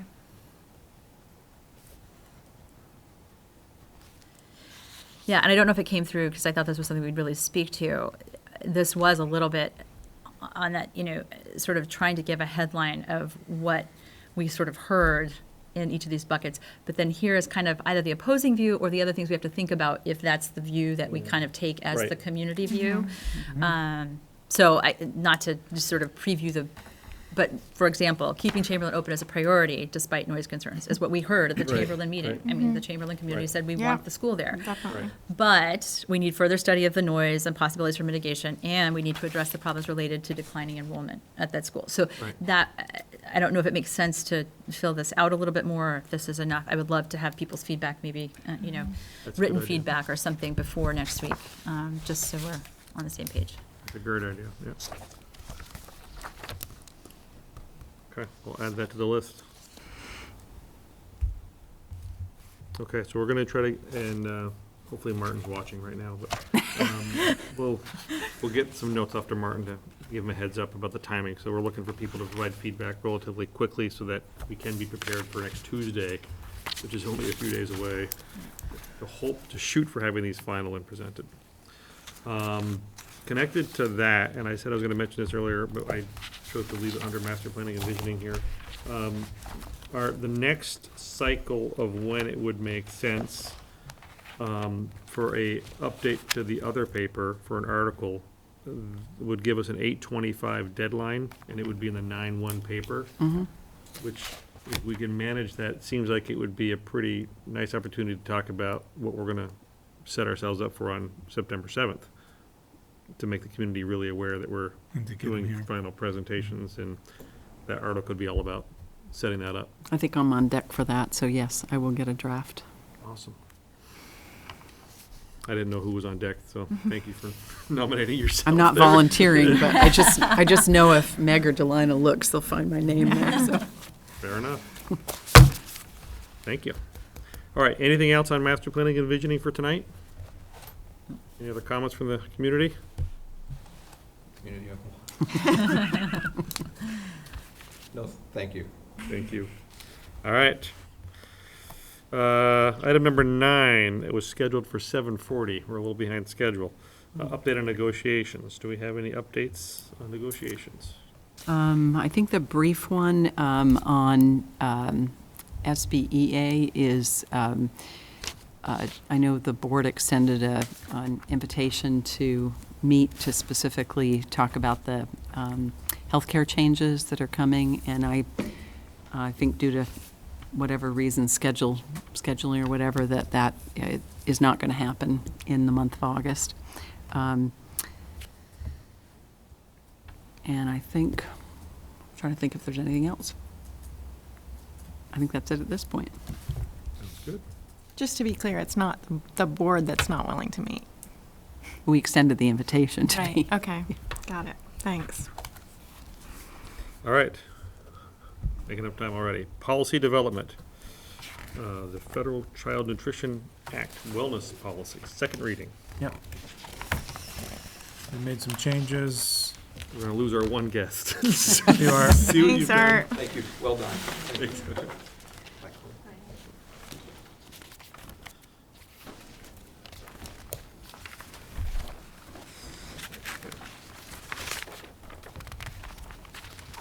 So do we have questions for Mr. Young on this? I think he's made some adjustments and some revisions based on our, This is the Susie Susie's one working we on this went with over, me. Yep. yeah, It's a second reading. It's not up for action tonight. We made some changes based on some feedback that we had at previous meetings. I'm good with it. I thought it read much better and Yeah. made more sense to me. I thought it read a lot better. The only question I had on the change on the policy statement and reflect the district's ends policy was there anything in the revised, well, actually, we don't have evidence in here, do we? No. Okay, then we don't have evidence yet, so I was just looking for where does it reflect the ends policy? So, no, Okay. looks good. all right.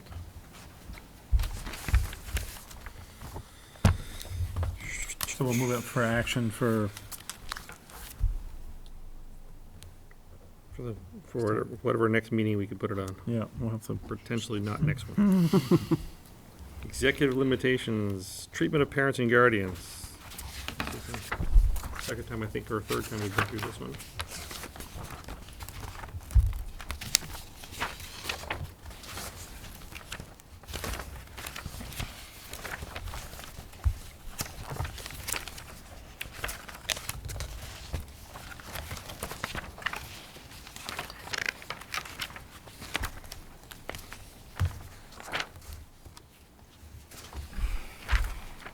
I did have a few questions on this that came from the board, just a couple. And so Yeah, Those board questions did get sent out. Yeah. I talked to you briefly about Yeah. those. I think it was number 6, I think, was a question. It was on the use of the video. Yep.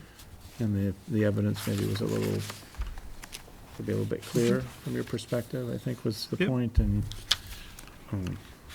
Martin and I met on this, and I will speak briefly on his behalf on detail policy 2, that he feels strongly that the evidence is not enough, and therefore this should not be in compliance,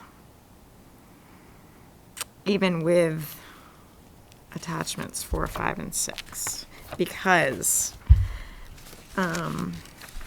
it just doesn't show how the data is being used. Although we have it here, it doesn't show how we're using it, and he feels like that's a missing piece. So, I agree with Martin on this one. I read back through the survey and sort of the updates by, the comments being added to them. My concerns about the survey being evidence are sort of twofold. One, I understand that this is not meant to be the only evidence of ends. So we're specifically talking about it with regard to this policy. But it feels to me like the way the survey is written, we're not collecting data from parents that would actually help us execute on the ends, which I think is less articulate than what Martin was saying. But basically, the questions are not the questions that would help us to implement or make sure the ends were being met. So we could have the right environment. We could have great friendships between students and adults, and we could have a very encouraging, supportive environment, but that might not actually end up making any difference in whether we're achieving the ends. So it felt to me like if this is the main mechanism we're going to use to collect information from parents, it needs a serious revision, and it needs to be very targeted toward, are you seeing changes in your child in this area? Are you, this is more of a parental satisfaction survey or a parental sort of, temperature taking of where they think the schools are doing a good job or not a good job, but it's not directed specifically enough to the ends for me. And it raises a bigger question, which is not necessarily part of this discussion, but which is for ends monitoring. We need to be thinking about specific assessment mechanisms that are actually going to show us whether the students are meeting those ends or achieving those ends that we're hoping for. And it shouldn't be left just to a parental satisfaction survey. They're not the right people because they're not educators, and they see their kids in a very different context than the district and the teachers see them. I do think input from parents is important because they are seeing more of the student. They're seeing a broader range of their behaviors and their growth, but I don't think it should be the only mechanism for us to determine, whether or not the ends are being met. So that's kind of where I came down as I read the revised attachments and things. So, I think these are all, from my perspective, these are all valid concerns. I struggle a little bit with some of the pushback on this one, because this is the treatment of students and parents, and I agree that that is not the only place to get input for the ends, and I don't think it tries to pretend that it is. It's just saying, under this policy, my job is to interact with parents and guardians and toward the ends. I don't want to force it to be more than it is either. Well, I think we had this discussion last time when we reviewed this, though, that, because I know the question came up around the origination of this particular survey, and even though it's directed at parents in particular, it's not directed at ends. So I know, David, you said there are some actionable items that come out of it, but it really hasn't been linked to, your interpretation is that, that this required information as it relates to district's ends policy, and I just don't feel like the survey addresses it. I don't think it necessarily means you're out of compliance myself. I think it means the evidence doesn't convince us. So maybe there's better evidence of this, you know what I mean? And maybe it might be different evidence. I don't know. I guess I'm asking that question, but. Well, I'm sorry to interrupt. No, go ahead. So again, this is the work of the policy governance, and regardless, it's getting that right balance. from my perspective, certainly, I mean, there's a gamut of things here that I'm thinking about that, should be or could be more included. And some of it we currently collect, but it's not here. When I look at this, though, it's about, am I providing an opportunity to solicit input? Do I create opportunities for moms, dads, guardians to provide input in a two-way kind of opportunity? Do we have mechanisms in place? And do we ask people? Are we approachable? Do we have a website that allows for people? Do we have an email system? So there's all kinds of things. It's about soliciting input around how we're educating your child. I think certainly ENDS has some complexity to it around, our academic, our disposition, citizenship, and the measurements that I'm using currently or not using. But this, from my perspective, is about soliciting. It's about being available to listen and to respond to solicit that feedback. I think it would look a lot different if it was, no, we don't do anything. Our doors are closed, they're only open at this time. We don't have email, we don't have websites, we don't have any sort of mechanism that we ask at the end of a program how we're doing. We don't ask our students, so those things. So when I think about this, and I don't want to disagree because I got work to do on ENDS measurements, no question. But this one is about you're soliciting information specifically about the treatment of our students. Do our students have mechanisms and avenues to solicit and provide feedback? Do our parents and guardians have? And so that's the lens that, at least as I continue to learn about policy governance, that's the lens that I look through, and I'm trying to provide you with at least what I think meets that. Not all of it, but meets it. And probably my choices here are, the choices of the evidence aren't good enough, and I'm good with that. But that's kind of the lens that I'm looking through is, do we as a district or schools provide the opportunity to solicit feedback from our parents and guardians? I guess where I get hung up is, I'm not sure that we have defined what necessary information is. Yeah. Good Coming point. from That's a students good and point. parents. Yeah. And it's hard to say whether you're failing to solicit or obtain it if we don't even know what that necessary information is. It's Right, almost agreed. a situation where if we haven't defined what ENDS metrics we're going to use to determine whether we're meeting the ENDS, Right. then it's Yeah. pretty hard to say, are we getting the Do we meet information them? we Yeah. need to know whether we're meeting the ENDS Fair. and implementing I them agree with effectively. The appropriate word is tough there too, right? It's the appropriate and necessary, and those are still pretty vague in what those mean, I think. I mean, it could be, honestly, you, in one world, you could say, we don't need input from parents to Right. meet the district's ends. So we're good. There is no information that we Yeah, absolutely exactly. need from them. Yeah, it's good. Teachers have it, we have it, the administration has it, It's just that when we start to say that this specific survey, which to me doesn't speak to the ends, is the evidence that we're meeting this, it just doesn't ring true. Well, and that's a good point, because I think the I understand what you're saying, David. I think the solicitation in and of itself can be the goal, but if it's, would we really want that to be all it is? I think. Right, no, I think the probably broadness not. of our solicitations should have some pretty significant depth into it, right? Around the connectedness of the work that we do. Yeah. When we think about ends, that is our work. It's our preparation for our students and our system in all areas, and we use that word for us as ends. So, but that's broad, right? That ends, all of the components within each of our ends buckets is pretty complex. My thing is, we're trying to get, is there evidence that there's that happening, If you're looking for it completely comprehensive, that's. Well, Yeah, and one you thought could- I had is that, to meet the ends policy, it's not even to measure the ends necessarily, but to meet the ends policy is, we are soliciting information from parents and students, for example, about students' special needs and, before, at the front end, as opposed to, how they're performing at the back end.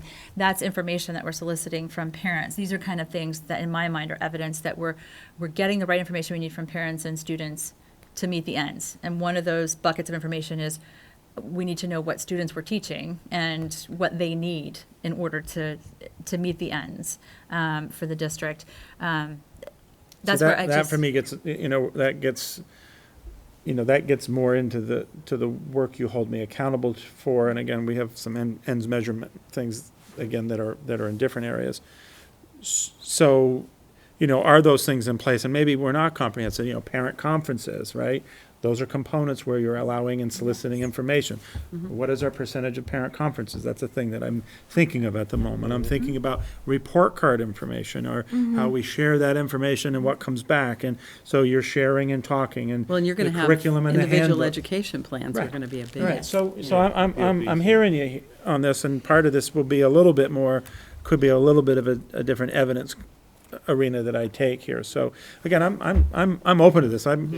This is really important work that when you read it once, you think we had it right last time, but you reread it again, and this is part of our work to really get that clear. So let me take another shot at it and see where we end up. And I do hear you on some defining what appropriate means, what does necessary mean, and let's look a little bit deeper at the evidence. And I do want to say, though, it may not be fully comprehensive. I think this position needs to provide to you that there is evidence, not complete evidence, but there's evidence Right. to that. Well, and I would and agree two- that there are yeah. examples, and then here are the sort of big buckets of information we need from students and parents to meet the ends. Right. And here are a couple of examples in these buckets Yeah. that. this would Just help to with. provide you the evidence that in fact where there's some level of, there's a compliance here that's, Yeah, and and relative to that, I think you bring up a good point around sort of who's qualified at the right level of detail. In some ways, I think maybe a parent survey is really a high level that maybe occurs when a student's in the school system, occurs at various transition points, like elementary to middle to high school. It says, was your child prepared for their next step? Right. So it may be as simple as yes or no with some, qualitative information. And equally importantly, it might be talking to parents and guardians of kids, recent graduates, Right. or longer-term graduates that said, How- did how were South you Burlington prepared? prepare your yeah, when we've done some of child that. for their And- next step? And did you have to do extra enrichment activities to make sure they were prepared, or did the school, Yeah, whatever, manage it? whatever, There- but it doesn't necessarily have to be, and this is a pretty comprehensive survey that I'm not sure gets at what parent feedback would be relative to ends, where they're qualified to, Yep, generally, to provide feedback. okay. Back on that one with item 2 and number 6, right? Some changes to those. All right. Anything else? Emergency superintendent succession. Comments on and questions on this one? Is this just coming back because we have to have a second reading and a third reading? No, we made a change. I had it worded Oh, that's differently right. on the Okay. page 2 under evidence. I mean, it was partly that it was, I hadn't changed it because obviously Pat Phillips and Joanne Godecker would be new into that situation. Right. And they haven't, so that you see what got taken out. And my question on this was just one I didn't ask before. It didn't cross my mind. But we see this only once a year. Is that correct? Or unless there's a need for a change. Yeah, I mean, if there was a need because of a certain situation, somebody Well, left. I guess the reason I'm asking is because, when Mr. Burke comes back, he would obviously probably go back into this. But that would and- be up to me to share with you, which you then have the opportunity to say, we want to see something different. Okay. So it's really about me, it's just about succession planning. And so from my perspective, I'm not saying I wouldn't do that, but part of that will be, when he's coming back on board, I'll make a determination of, schedule, busyness, and perhaps not for the remainder of this school year, maybe Okay. starting of next year. So I would put that back on. Again, part of this is to ensure that the district is not put in a disadvantageous place by not planning. Right. And not naming and not being clear about what we're gonna do if. So without any changes to staffing, this would come up annually to be reviewed, but if there's a significant change in administration, either you or us could ask to bring it up Yeah. again. Or if there was something that happened with an individual that's named that creates a concern, it would prompt something, hopefully by me or by any of you, that could ask the question. Okay. Yep.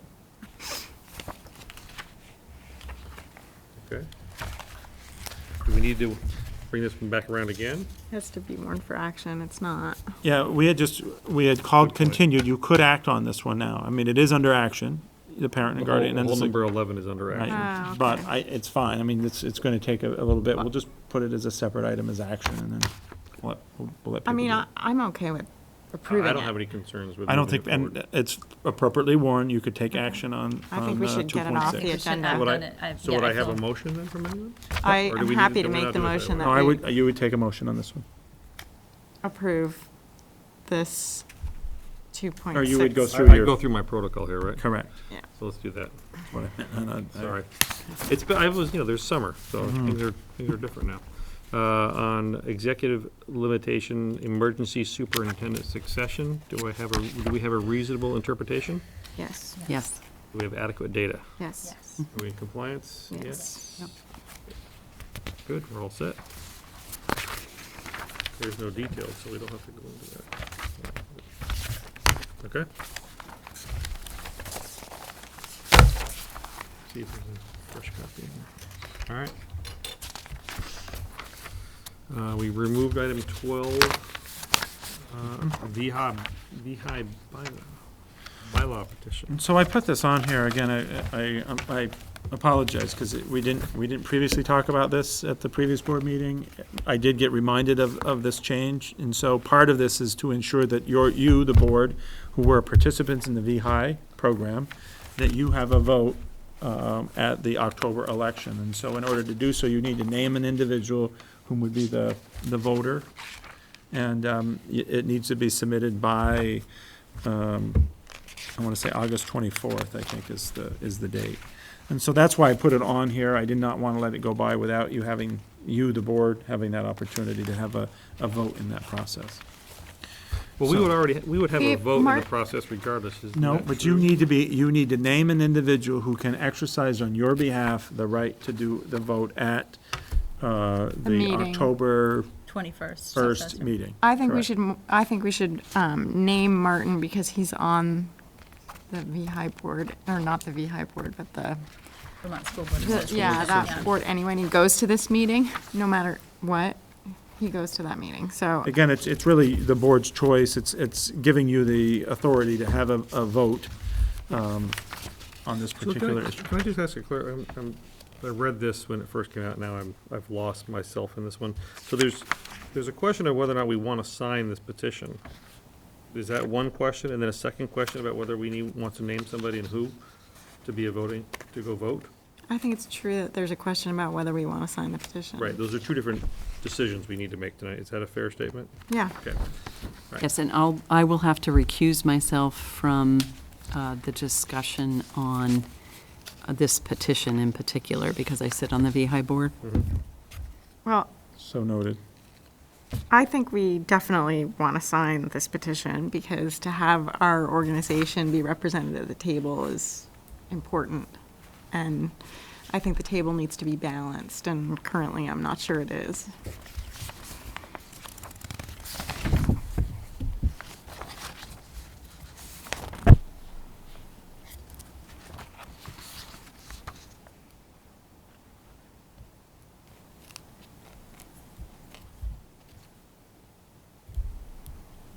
So I'm trying to reread this right now. So the current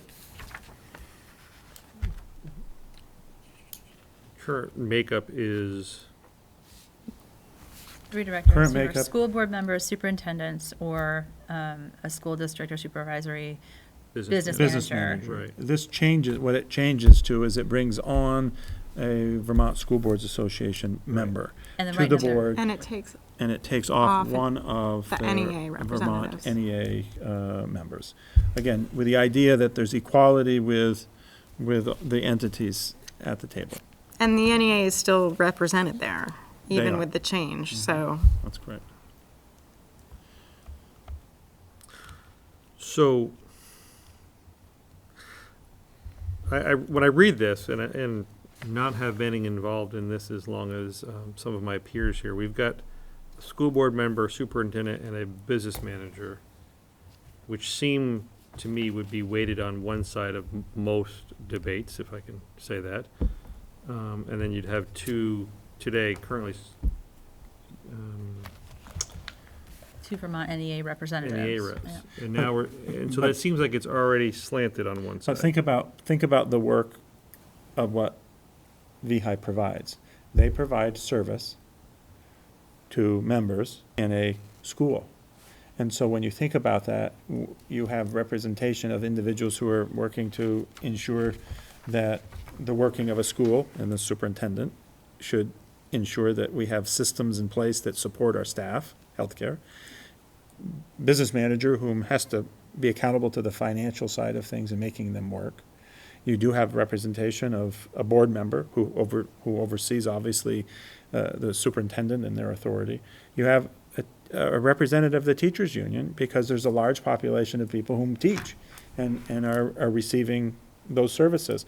They're not the only, though. Remember, they're not just representing teachers. You're also representing a pretty collective, large body. Yeah, and I would So then you say, have Vermont School Boards Association, which I think, again, in Vermont schools, is looking at ensuring the well-being of all. So, I mean, I don't know that I have that really perfectly articulated right for you, but in the past, it's the balance that, and I have to say that, you know, from different perspectives, you're going to get a board member who may have a different perspective than a superintendent or a business manager, or in this case, coming up, a VSBA member or a Vermont NEA member. So I do think that this definitely, it would be different if you had 2 school board members or 2 superintendents or. yeah, I think the superintendent, Pat, and the business manager, at least conceptually, are neutral. I don't think they're on one side of the table.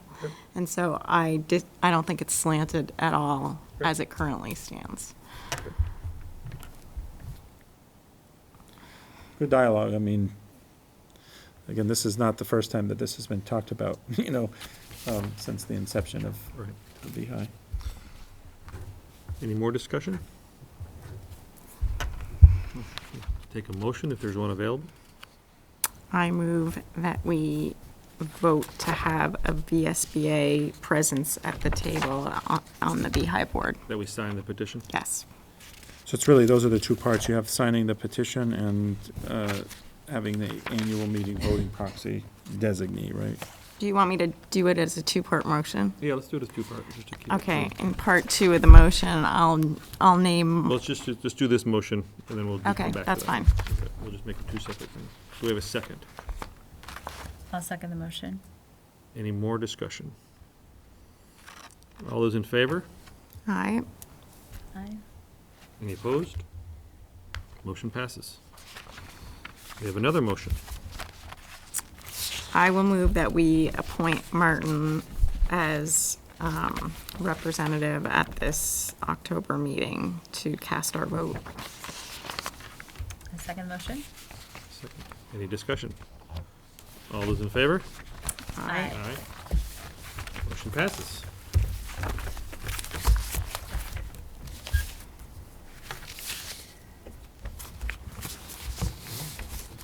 School board communication guidelines is next on our agenda. I have not had a chance to catch up on the materials that Martin sent, so I'm not sure if others have. I don't have anything from that. I don't have I it. don't think we got David that. had forwarded it on Martin's behalf to everybody. It was a Re- little bit, it was a, recently? no, it wasn't recent. Oh, Oh. This is one that's If it been was a dragging while on. back, I I don't- did not dig it back I out. didn't Well, I do have the materials, because I had to find them again, so, and I haven't read them yet. But I will get them together and I'll forward them out in one big bunch. And Perfect. we'll shoot again for, probably again, not our next meeting, but maybe the meeting after that. okay. We'll have to put that on a future agenda. All right, that moves setting the agenda for the August 23rd meeting. So we want to shorten some of the So we stuff can up. take off 2.6 because we just finished it. And we just have to have that reading for the wellness policy again. Mhm. So that'll be quick. Will the student representative be back? That's not a Possible, school day. Possible. No, again, I've been in contact with Isaiah, and he was going to try to make some of these meetings, so again. Well, and you've got announcements anyway, so that's Yeah. all right. Under master planning and visioning, we need to add in the financial subcommittee work. 'Cause we sort of have the community meetings, the educational opportunities. Yep. What do you want to add in here? The Financial. Their It's the financial committee. subcommittee report. Just I mean, everything basic, you've been working. yeah. Yeah, no, I didn't, Just I was half just of it. wanting to get the title right. I know it was Yeah. financial oriented. We're here. And I'd probably just change the order of those Yeah. topics. I would agree. And what would what order? Questions would go after next steps, probably, Right. or before Yeah. next steps. Yeah, we can either do the financial or the education first, then we'll do the community feedback. Does that feel right? Mm-hmm. Yeah, financial and education first, I would say, Yep. either Mhm. order, and then community feedback, and then next steps, and then question. Yes. Yeah. I don't know, I mean, I guess we have to decide if we want to push 2.1 to the following meeting, because I think there's going to be a discussion about whatever, and I don't know if you're going to be ready in Yeah, next that's Tuesday true. in By terms of Tuesday, evidence. right. We can move it to the Yeah, that will give you some more time too for the master planning. Okay, so Or- item agenda 11 is completely gone now, right? Mhm. And what about 12, Pat? 12, we should leave 12 on. Okay. I think for the 23rd, we could take 9 off, Okay? Yeah. mhm. Yeah. just because it's so Try to close. keep it keep it focused as much as possible. Mhm. And we could probably drop the, is there anything in executive session that we know we can drop right now? Let me just look at what we need to, if there's something Okay. that comes up, but Fair enough. maybe, yes. Will we have a need for 7 next week, David? Oh, Probably. you're going to have enrollment. Yeah, so, okay. that was the only, just, I'm gonna kind of keep that on there for, at least until we get school underway, would be good. And you will have met with the city by then, so there would be an update. Yep. And we talked about getting, we won't be for this one, but we'll want to get on the next agenda, the equity and Diversity, inclusion and mhm. diversity A little conversation. update, which is following on the,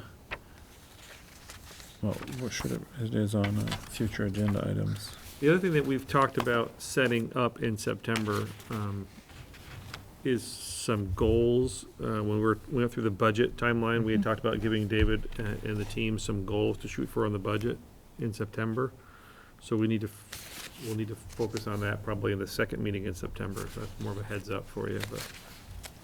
We'll Back on that. repost that budget timeline. I mean, it's hard to think about that right now, but, Right. we'll repost that because we made some agreements based on Yep. John Aubin's kind of dialogue with us around getting that going, making sure we're compliant to that. That's certainly one of them. Okay.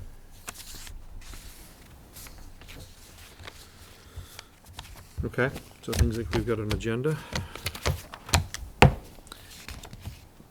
Anything on future agenda items? Beyond what we just talked about?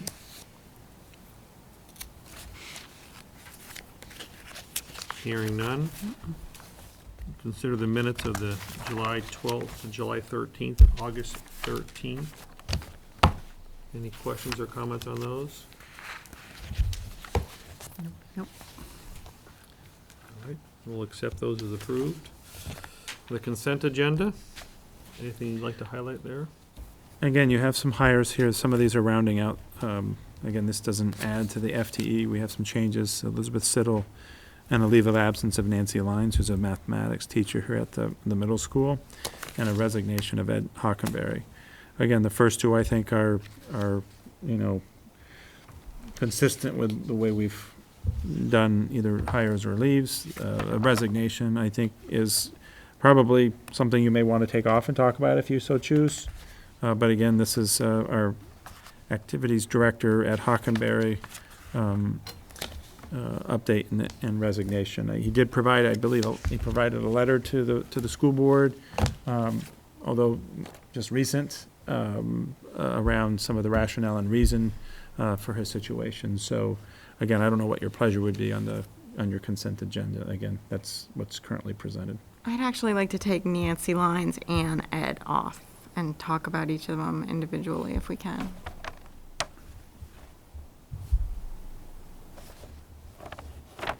Okay. So if you, So you can approve the consent agenda minus those two, Yeah. and then do those other two Okay. individually. Any other questions or, okay, so the consent agenda as amended is approved. I just like to, can I just ask a question about the Nancy lines? So she was out from my memory last year as well. Good And chunk, yep. my question is really about how long, I don't know what the rules are here, and you're going to have to refresh my memory, but how long we hold a position, you know, Well, we don't, so, I mean, I can't really give you a lot here. I mean, Right. obviously, under family medical leave, and we need to be compliant. That said, we also need to be satisfactorily meeting the needs of students. And so we're currently in a place where we want to ensure that we have good math instruction happening. And at the present time, again, pending the leave of absence here, that I think we're going to be in a good place, and it would be for the remainder of the year. I think it's a better situation. Sometimes when it's a leave that's not yet defined, it creates more difficulty in trying to appropriately fill and transition for children. So, so is this, I'm sorry, so is this this is a long-term sub that's coming in? right, In this currently, right place? now, it's a leave of absence as a 1.0 FTE to fill her position. Again, I will likely be able to provide more of an update in the near future. But the long-term sub is going to be here for the whole year for kids? well, at this point, again, I think I got to be a little bit careful based on, Yeah. I just think it's a really important Sure. subject matter, and I think it's hard Absolutely. for kids when there's transitions. flux, and there's been some flux Yeah. in math in the middle school. Yeah. And I think that's a concern for parents that have heard voice, Yeah. so I just wanted to, Well, and again, I think if there are concerns, then they should come, you should be ensuring that they work through Karsten or Paul, and if not satisfied, they let me know too. That's an important component. But again, I'm conscious of the issues currently around appropriate, accommodations for our students. Okay. And I'm not going to say I disagree with you, we've had some tough areas there. thank you. Any other questions on that one? Do we want to move that one forward at this point? I'm fine to approve it. And then we'll move on to Ed. Do you have questions you wanted to pose on Ed? I guess I'd like to understand what our contract means when it's signed, number one, and at what point we hope to, we're at the beginning of the school year now, and I've got to believe that the pool of people is less at the beginning of the school year than it might be had we known at contract time what would happen here. And obviously I wish the best for Ed, and I want him to go do whatever he needs to do, but I'm worried about what's happening here as well. So I just want to make sure I understand how that process is working. Well, obviously, I think we have a fairly positive track record. People sign their contract. We'll talk administrative contract. We have a pretty long and successful, track record of our administrators who sign stay. We haven't had a significant turnover in that regard. So I think the contract is very important. It's very important to them, and I think it's very important to us around that. So obviously, when someone who signs a contract that then, after the fact here, is resigning, does pose the question of, do you have the right instrument, in place? Again, I would go back to the fact that it hasn't happened often. We're a district that does have a fair amount of redundancy that's happened. We've added some additional responsibilities in the middle school to ensure that student activities are better covered than they have been in the past.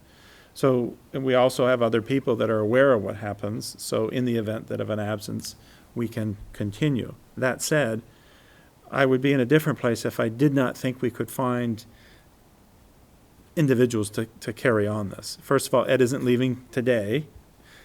We're working out a transition plan. He's not going to be far, and so I don't feel like we're going to be left high and dry and we aren't going to have individuals who are going to be able to cover that. I am conscious of the budgeted amount currently. I want to stay within the budgeted amount, or, I mean, I'm not wanting to say I'm going to bring it up to the budget, but I want to stay within the budgeted amount currently that's been budgeted for that position. That said, I may be parsing out some different pieces to get some of that work done, with the idea that we'll then go out, again, reevaluating always, but go out at a time where there's more of an applicant pool into the future following year to find a replacement for the position. Currently, I think, it happens at a time, and he's expressed that in his letter, with the absence of Pat Burke, that falls at not a great time for the high school.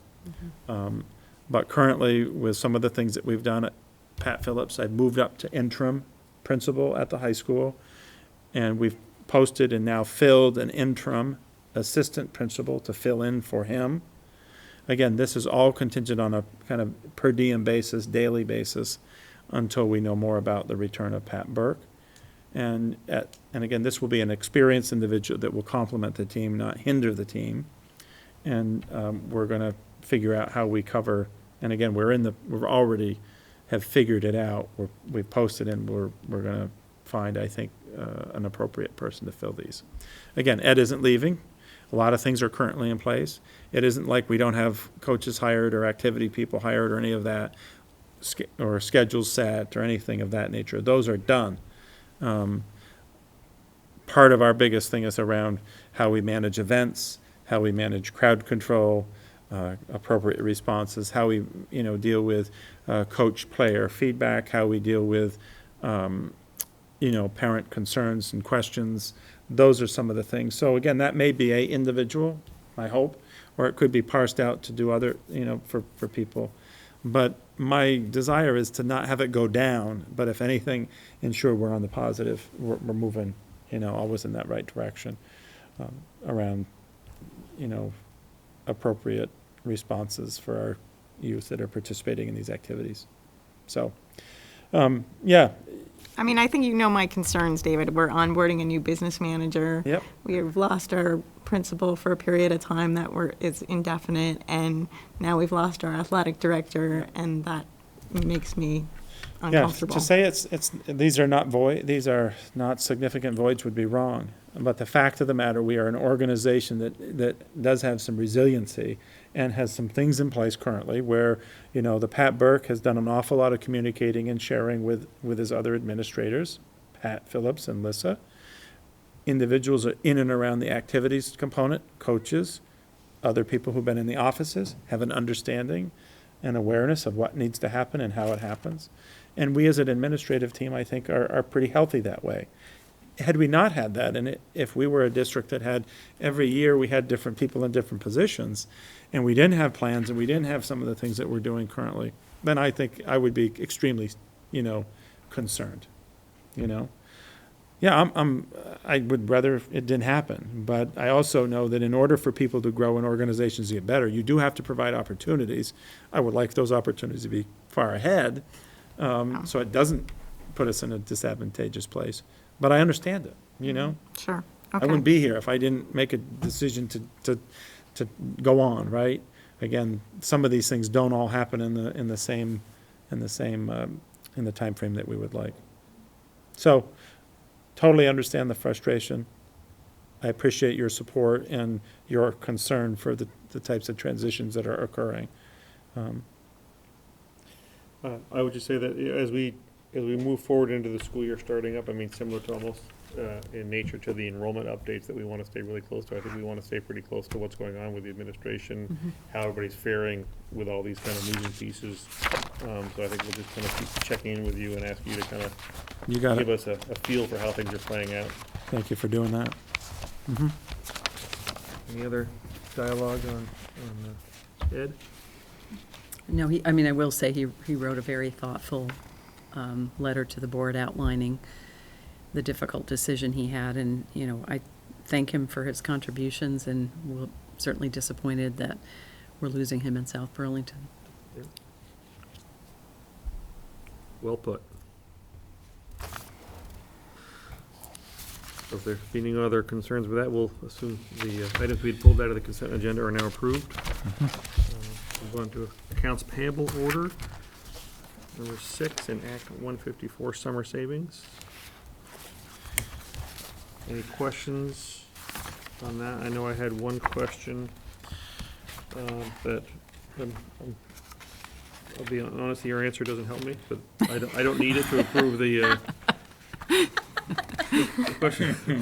What are we paying tuition for? We're paying tuition because they're giving us a course. Oh, good. Oh, this is the Rutland Workforce. That's not very helpful, but. Rutland Yeah, Workforce yeah, Investment Board. yeah. What are we Yeah, sending it's people down basically, there for? we contract, I mean, they're offering a course. The Rutland Workforce Investment Board had a course that was being taught, and one of our individuals took. Like, so it's just a professional that class. development Yep, type course, that's right. okay. Yeah. All right. Could have It been was just more clearly interesting, written, the but that's- webs, I didn't That's know the way they call them. That's Yeah, yeah. where the program I is. just didn't realize they offered courses, Mhm. so that's great. All right. Any questions? Just out of curiosity, what's the course subject matter? I don't know. I don't know what it I was. figured it was too detailed for me to get, that's why I let it go. I mean, personally, I'd be interested when we have Intriguing. items like that. It would be interesting to see what our staff Is doing. is doing, yeah. I know some of that's at the district's request, but some is individual choice, too.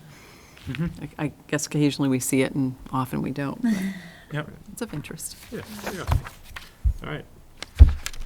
Then we'll assume the accounts payable orders are approved. All right, we do have action on the next one. Negley and Chase in the amount of $310,000 and $415 more.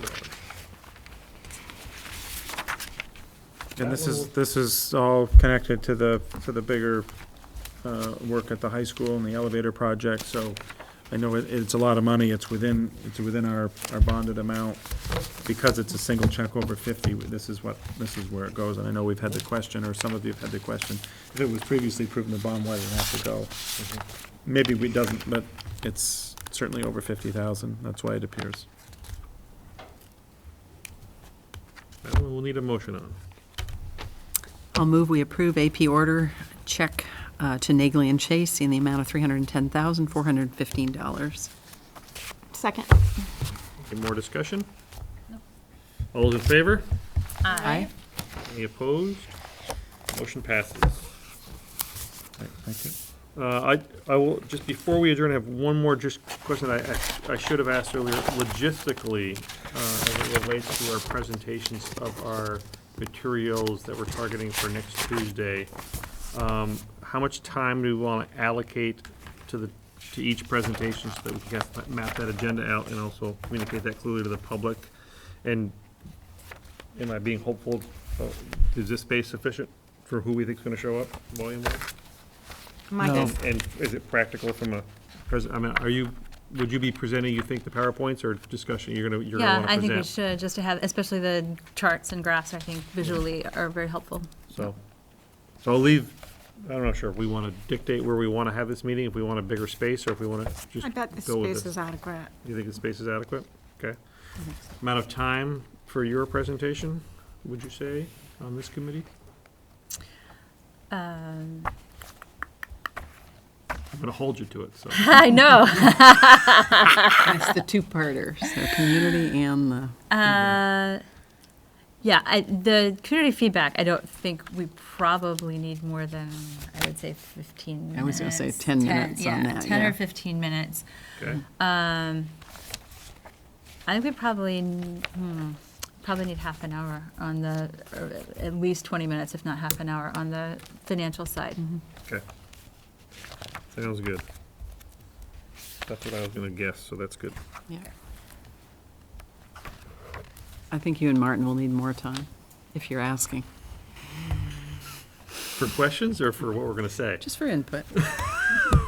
Well, this was not input time. This was So the idea, presentation time. so the idea in that kind of the numbering here, we'll put some times beside each one of those. Yeah, And then make that estimated marry time, up just to something like the- that would be good. I don't really want to, I don't think we really want to hold people to that. I think it's to give people a No. ballpark so we know what we're doing.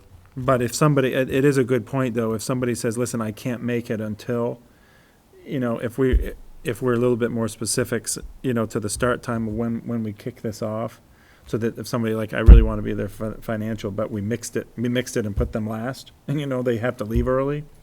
So I think that would be good, the time-driven agenda might be helpful. Number one, if we move it up to the earlier side. And Yeah, I don't know, David, I think I think an agenda time on the whole Master topic. planning and visioning. It's good enough? Yeah. Yeah, and I just also- add up the things, because I don't want us to commit to that. I Yeah. mean, if we end up getting through it faster, we should get through it faster. I know. I also think 1 through 7, we need to try to, not 1, but 2 through 7, we need to try to condense as much as Yeah. possible. Yeah. Well, It's gonna be yeah, a long night. Just, I just know I get feedback sometimes when we have, we move either too quickly or too slowly. Right.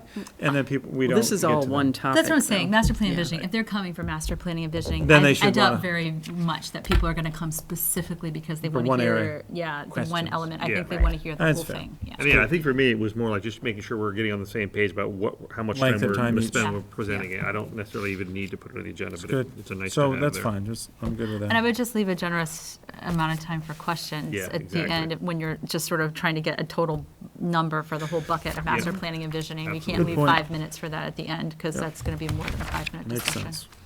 Yep. That I agree with. Okay, thank you very much. Mm-hmm. Now I'll take a motion to adjourn. So moved. Second. All those in favor? Hi. Aye. All right, we are adjourned.